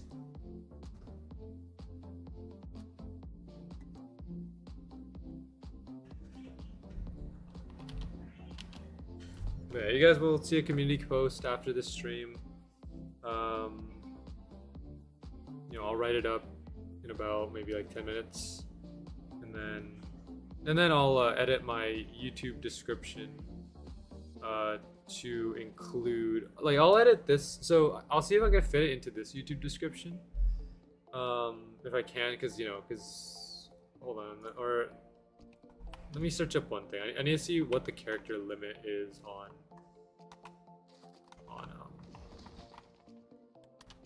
YouTube descriptions, because I'm pretty sure I can't just use a I'm pretty sure I can't just like use an unlimited, you know, thing.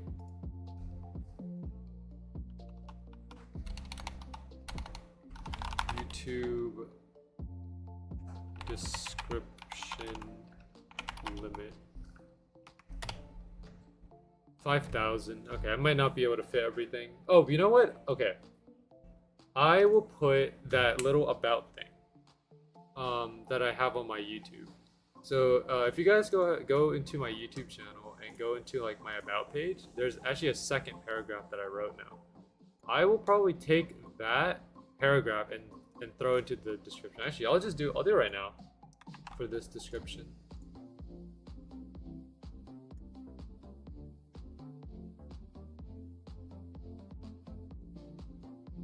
Okay, I'll throw it like right here.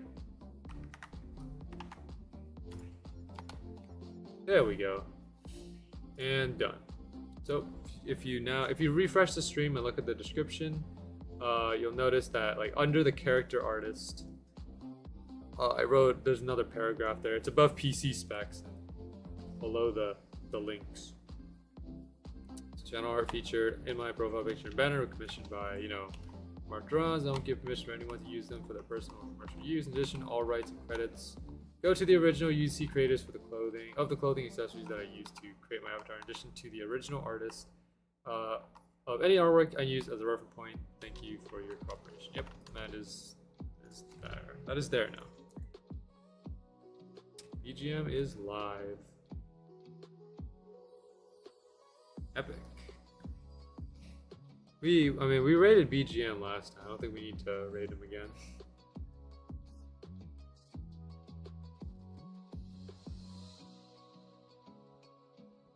I sense a calamity on the horizon.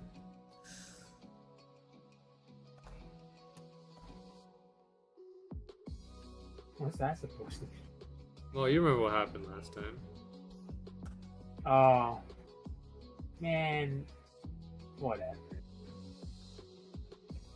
Not that deep. We're about to. Oh wait, never mind. We already leveled up. I was looking at the EXP wrong. Dang, we're at 383. We actually, yeah, we're gonna get to 384. We're gonna go a full like 10 levels in one stream. It's been a long time since we went up 10 levels. A very, very long time.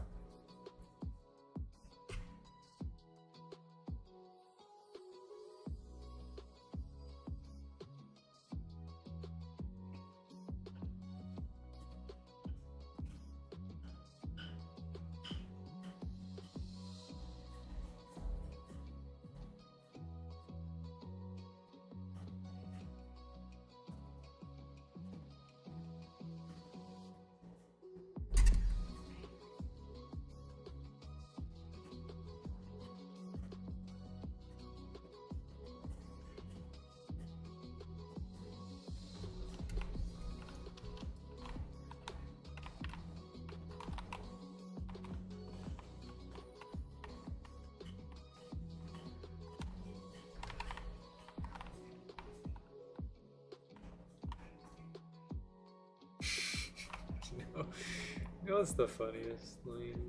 Like, so, when you remember we farmed 42 hours for that Requiem. The thing is, though, like, I don't think we're ever gonna make, Ancient Storm. That's the thing, cause we have enough Vel to make it, but we're saving our Vel towards like the tier 3. So at this point, we're never gonna make Ancient Storm.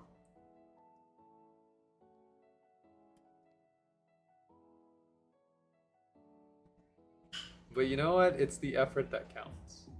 It's the effort that we put in.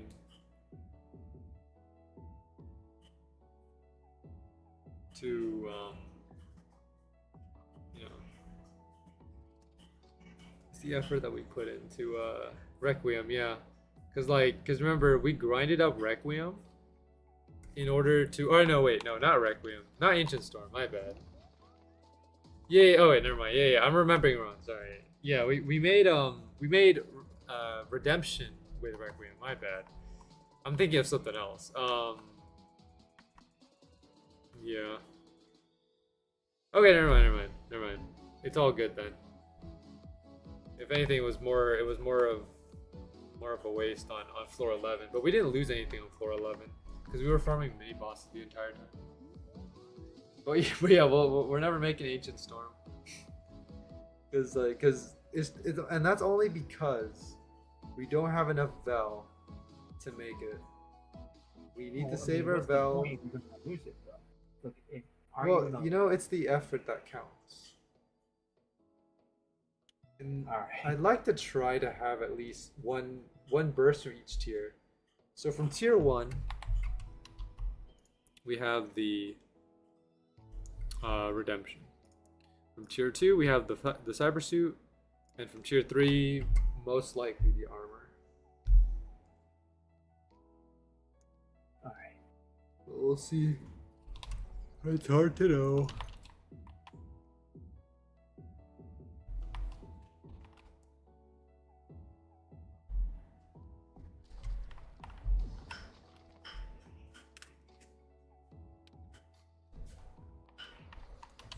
Magic. Alright.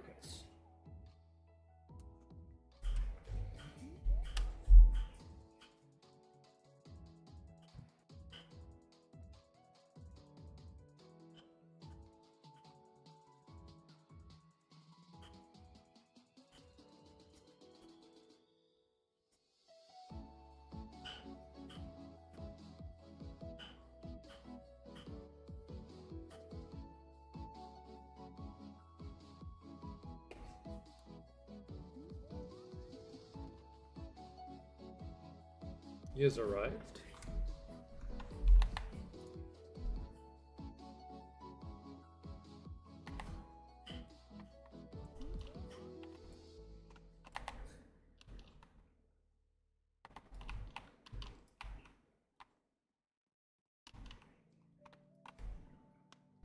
Never mind, he going. What's up, Lone?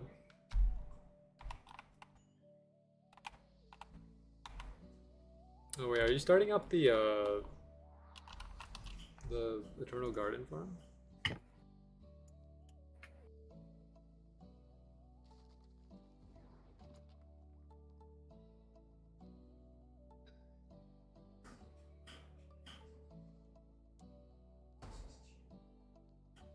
So the glitch stopped. Nice.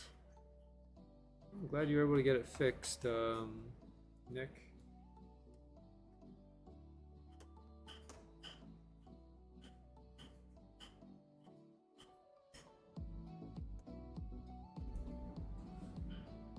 Honestly,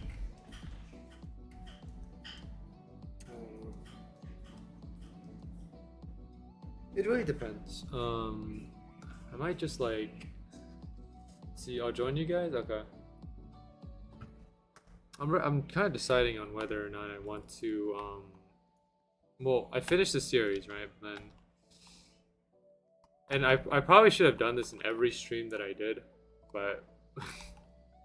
After, like, if I want to make a highlights video of, you know, all the moments, all the good moments that happened in this challenge, I'm gonna have to go back and dig through all my streams. And the most logical thing to do is to obviously mark down good things that happened every stream, and then, you know, keep a note of like it all, and then, you know, when I go to make the highlights video, I just click the video and like. And find it again. And it'll be like, easy to find. Good moments as in like you get a certain item, or like. Well, yeah. Well, good moments as in like, you know, yeah, like getting items, anything fun that happened on stream. Because I know like it's gonna be more than just me getting items. We're gonna include some other stuff in there, like every time BGM did a troll or something. Every time like, or that one moment where. Lone initiated like, well, more like she set up a fight between Buttery Joe and Silver Chin. Wait, That's gonna be What did I in there miss? as well. You weren't I in that thought stream. We're gonna get all the good moments in there. Yeah, But it depends because I have to dig through like all these streams because I forgot half of the stuff that happened.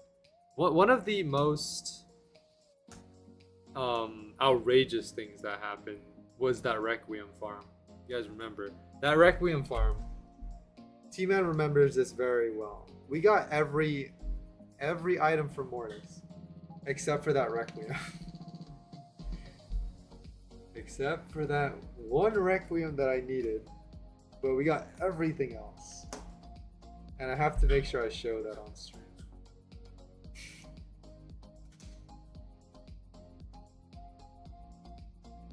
Fond memories, yeah, that is true. We can divide and conquer, maybe, yeah. I mean, we won't make it until we're finished with the series, though. You know, and I'm still banking on the fact that we finish this series by the end of the month. Because I mean, look, we're 383.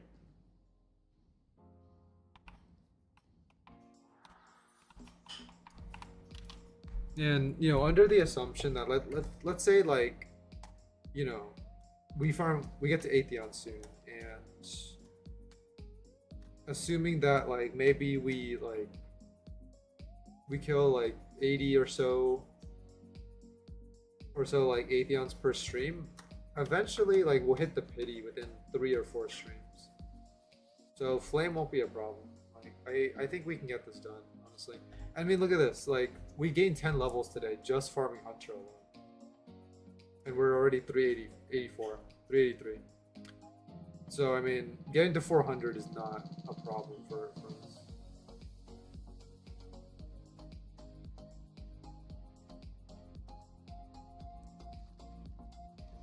If you do go farming flame, I'll try to help out if I can. I appreciate it. Yeah, like you know, I can get, you know, if I can get all the help I. Okay, well, if I can receive all the help I can get for flame, that'd be great. Because like, you know, I don't know how many people go to Atheon nowadays. Because I haven't been to Atheon in a while. But if there's no one there, then it's gonna be a bit hard. Yo, this guy, this account over here is using a guest account. Kind of nuts. Well, I died. Big sad. Flame, I mean, like, as I said, I think... Oh, that TP to death combo is the greatest combo. Thanks for the TP loan. Jeez, dude. That was brutal. TP into death combo, man.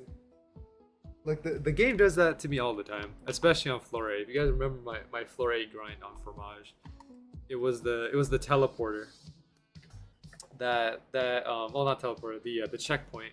The checkpoint kept doing that combo to me. Got death looped 9 times from that one checkpoint next to the dungeon.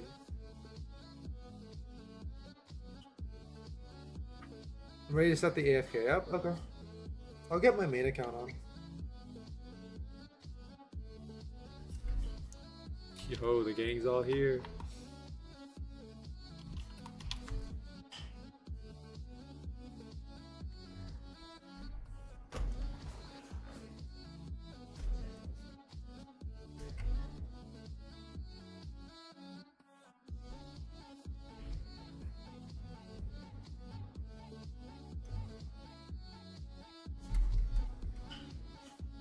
Might be a bit tough to try to play on 2 accounts, but you know, I'll manage it. I mean, the stream's only gonna last for about 17 more minutes, and I can switch to my main account. Put all my attention there, but I'll try my best for the next 17. But go ahead, you can set it up, man. I'll join in.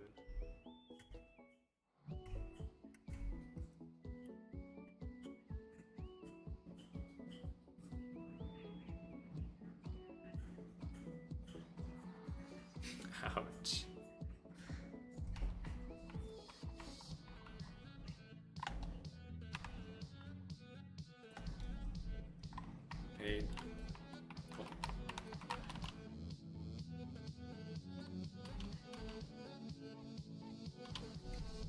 hop on. 346 people playing Swordburst. Whoa. Well, I mean, it's getting better nowadays. Like, cause before it was like 100 people. Sometimes I saw like less than 100. Oh gosh. What? But now, like, we're hovering at 300. Just got popular out of nowhere? Well, I mean, it's just because updates came out. You know, merchant shop, new Oh. tributes.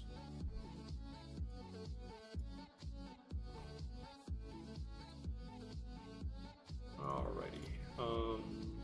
I'm gonna make my Roblox window small. Let me just resize this so it looks fine. Okay, well, I mean, you won't be able to see much, but whatever, it works. Double farm. True. I mean, I've done this before, like in my older Roblox streams, like or not Roblox streams, but like my older Swordburst streams. I actually did the double farm when I had my old account up, my other old account. Hold on, let me get my credit on here. Okay. Am I in the right server? I am not. Oh.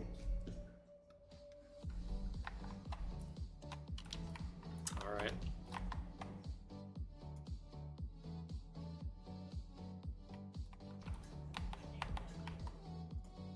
TP. My ping broke. Hold on. Give me that place is restricted notification. That was funny. One thing about the Swordburst 2 teleporting. I think like if the teleporting screws up, I have to like leave and rejoin.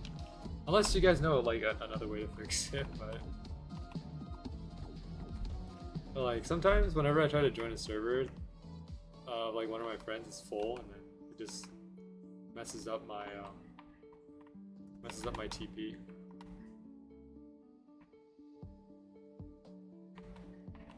How servers or Xbox only servers do that, then you can't TP anymore. Yeah. Oh yeah, wait, never mind. I'm in the right server. Okay, let's go.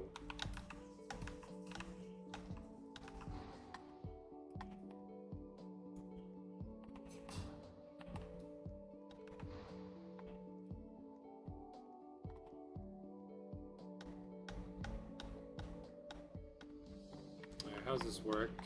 Just like...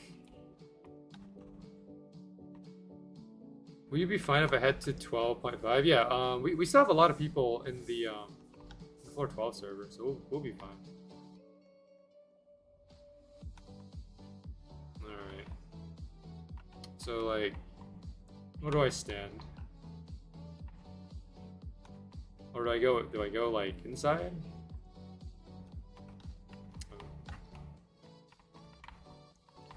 Treehouse.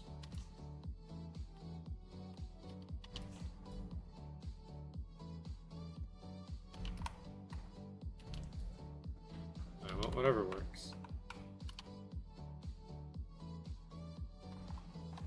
Oh. Oh, let me get my cred here. Oh, never mind. Okay. Okay, hold on.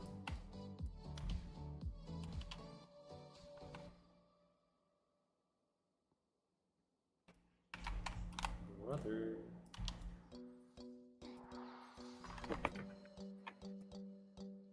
Okay, I think we're good.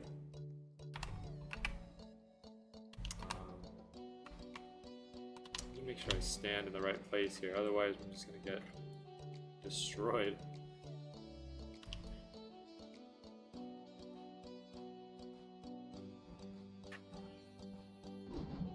Okay, I got my cred.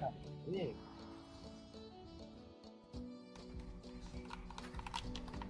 That was scary. Okay, that works. That's pretty easy. I cannot get close to him. Dang. Oh man. You have anything long range, T-Man? No, I guess tree is your best bet. Tree deals damage? Oh dang, I got obliterated on my hunter over there. Oh, you died. It's fine. Hold on, I'm like... Alright. Watching both... I mean, if I watch my my Streamlabs, I can see both my current... my ult and my main, so I can keep track of what's going on.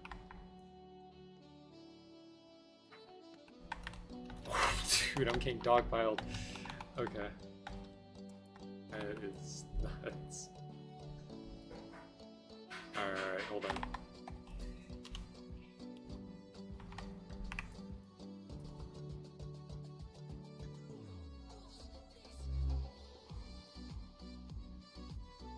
Okay, we're fine. Yeah, the ult is fine. Ult's got cyber suit. That's more than enough.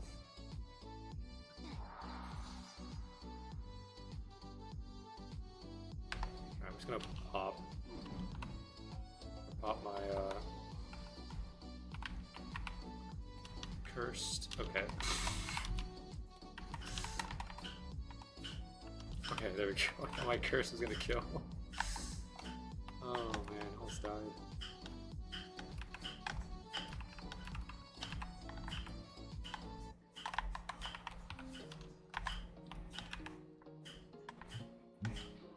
All right.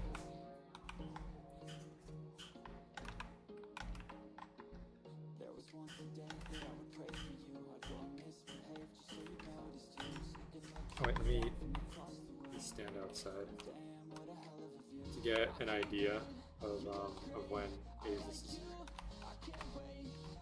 Let me stand right here. There we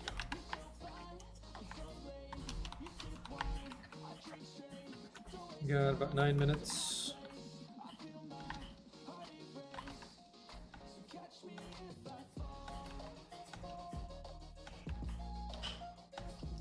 You know, maybe one of us will get Spirit Blossom today. I call it a W. If one of us end up getting one.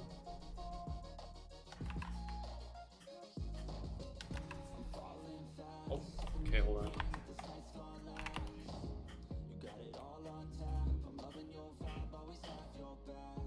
I would even take a Paradise, just for like longer range. I mean, sometimes sometimes the Odyssey just doesn't do it. So, you know.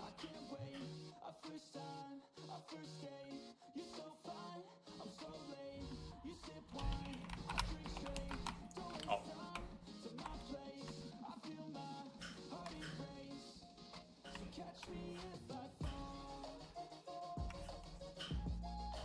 Okay, you know what? I'm just gonna...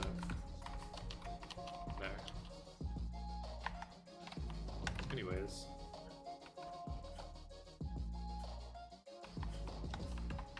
How many Azus does it take before I reach Hunter on my ult?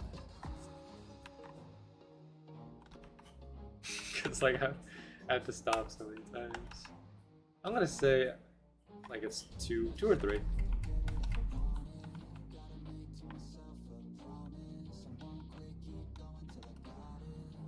I don't remember the last time I farmed Azus either. I think like... Okay, the last time I farmed Azus was when Spirit Blossom was still worth 2k. So that was a while ago.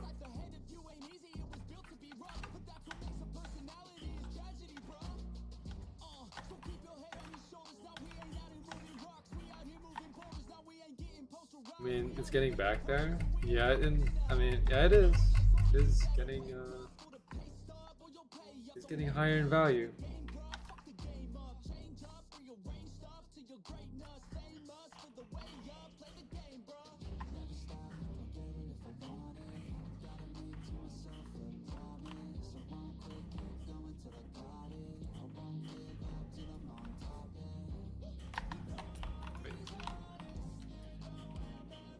You Hunter better not kill me. SPG Traders moment. Oh wait, my health. Do not drag the Hunter to me. Okay, we're all good. I'm not. I do not want to walk back to Hunter again.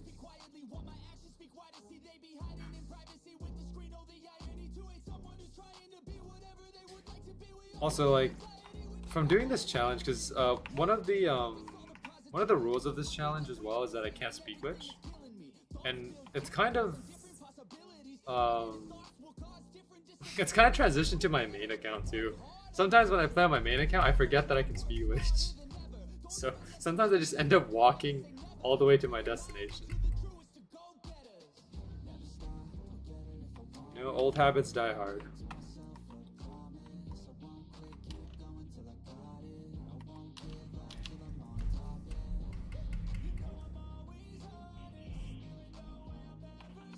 No speed glitch is cruel. Hey, you know, I don't want this challenge to be like a walk in the park, right? We want this to have some. I mean, look, it's in the name, Road of Despair. We want this to be like, we want this to feel like, you know, an actual challenge. So, and I'm gonna be honest with you. I mean, like, this was a challenge up until like floor 9 or floor 8, because after floor 9, you know, that's when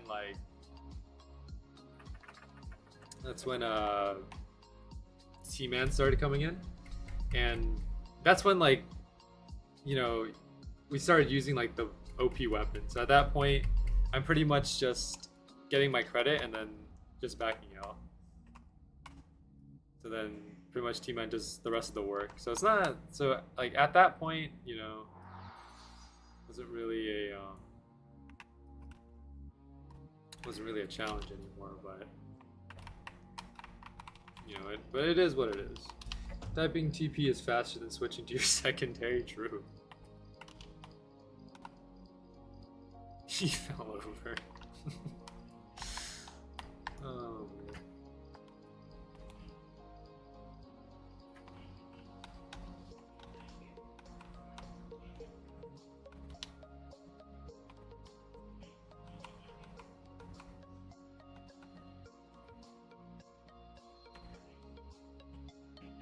Honestly though, like after I finish this challenge, I know I said like I was gonna try to do other stuff, but I'll still stream Swordburst 2 occasionally. I won't stream it every stream, but like I'll do it occasionally, like maybe once a week or so.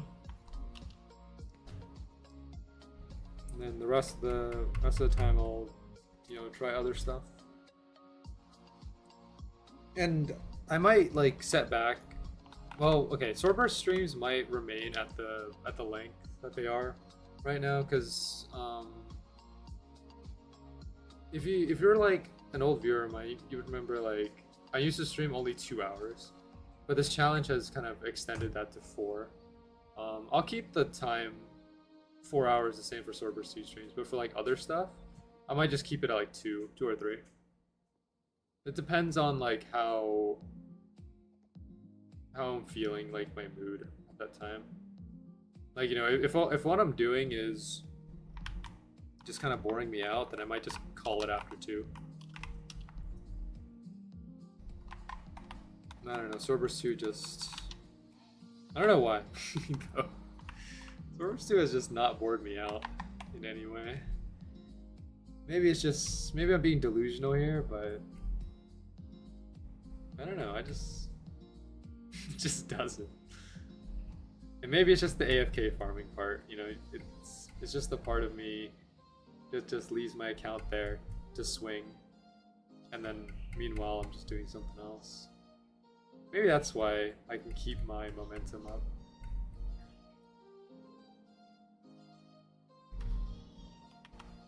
Who knows?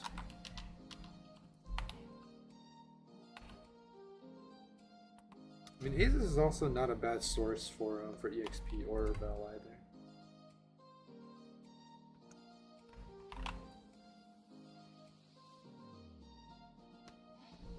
I have enough to get a boost, but I don't know if I want to.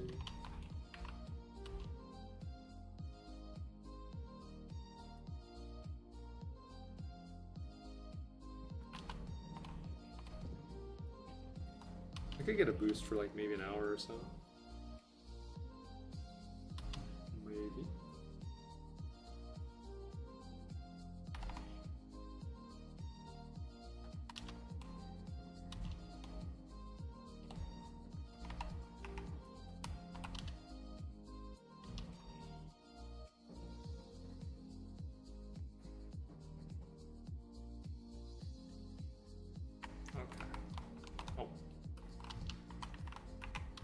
Probably the Warlord with boost when everyone went there for Punisher was so good for Valiant Crystals. Yo, I would imagine, yeah.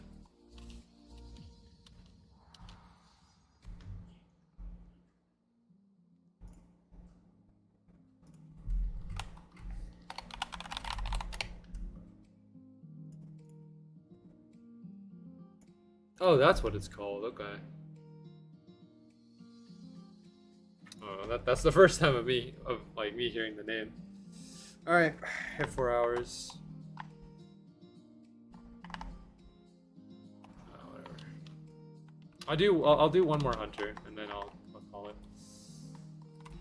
Yeah, I missed like the last 3 hunters.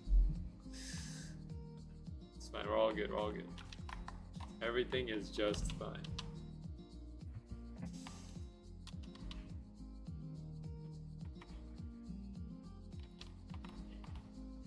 Imagine I can reach Jesus from way over here.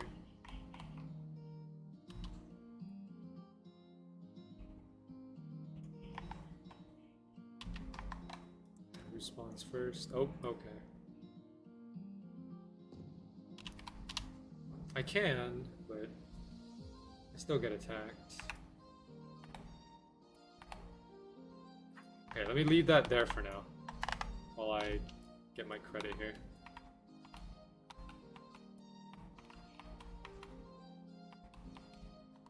The double farming standard.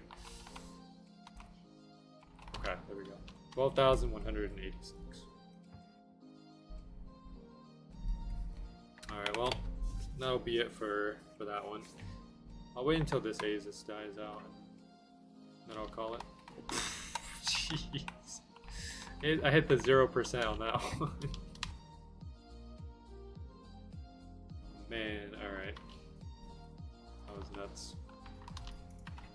Alright, well, if you guys enjoyed the stream, make sure to like, comment, subscribe. If you want to see some more of the SB2 ROD series, make sure to let me know. Comment section, live chat, Discord server. Special thanks to everyone who tuned in and helped me out today. T-Man, Nick, Lone, Selvin, let's see, Jahoni.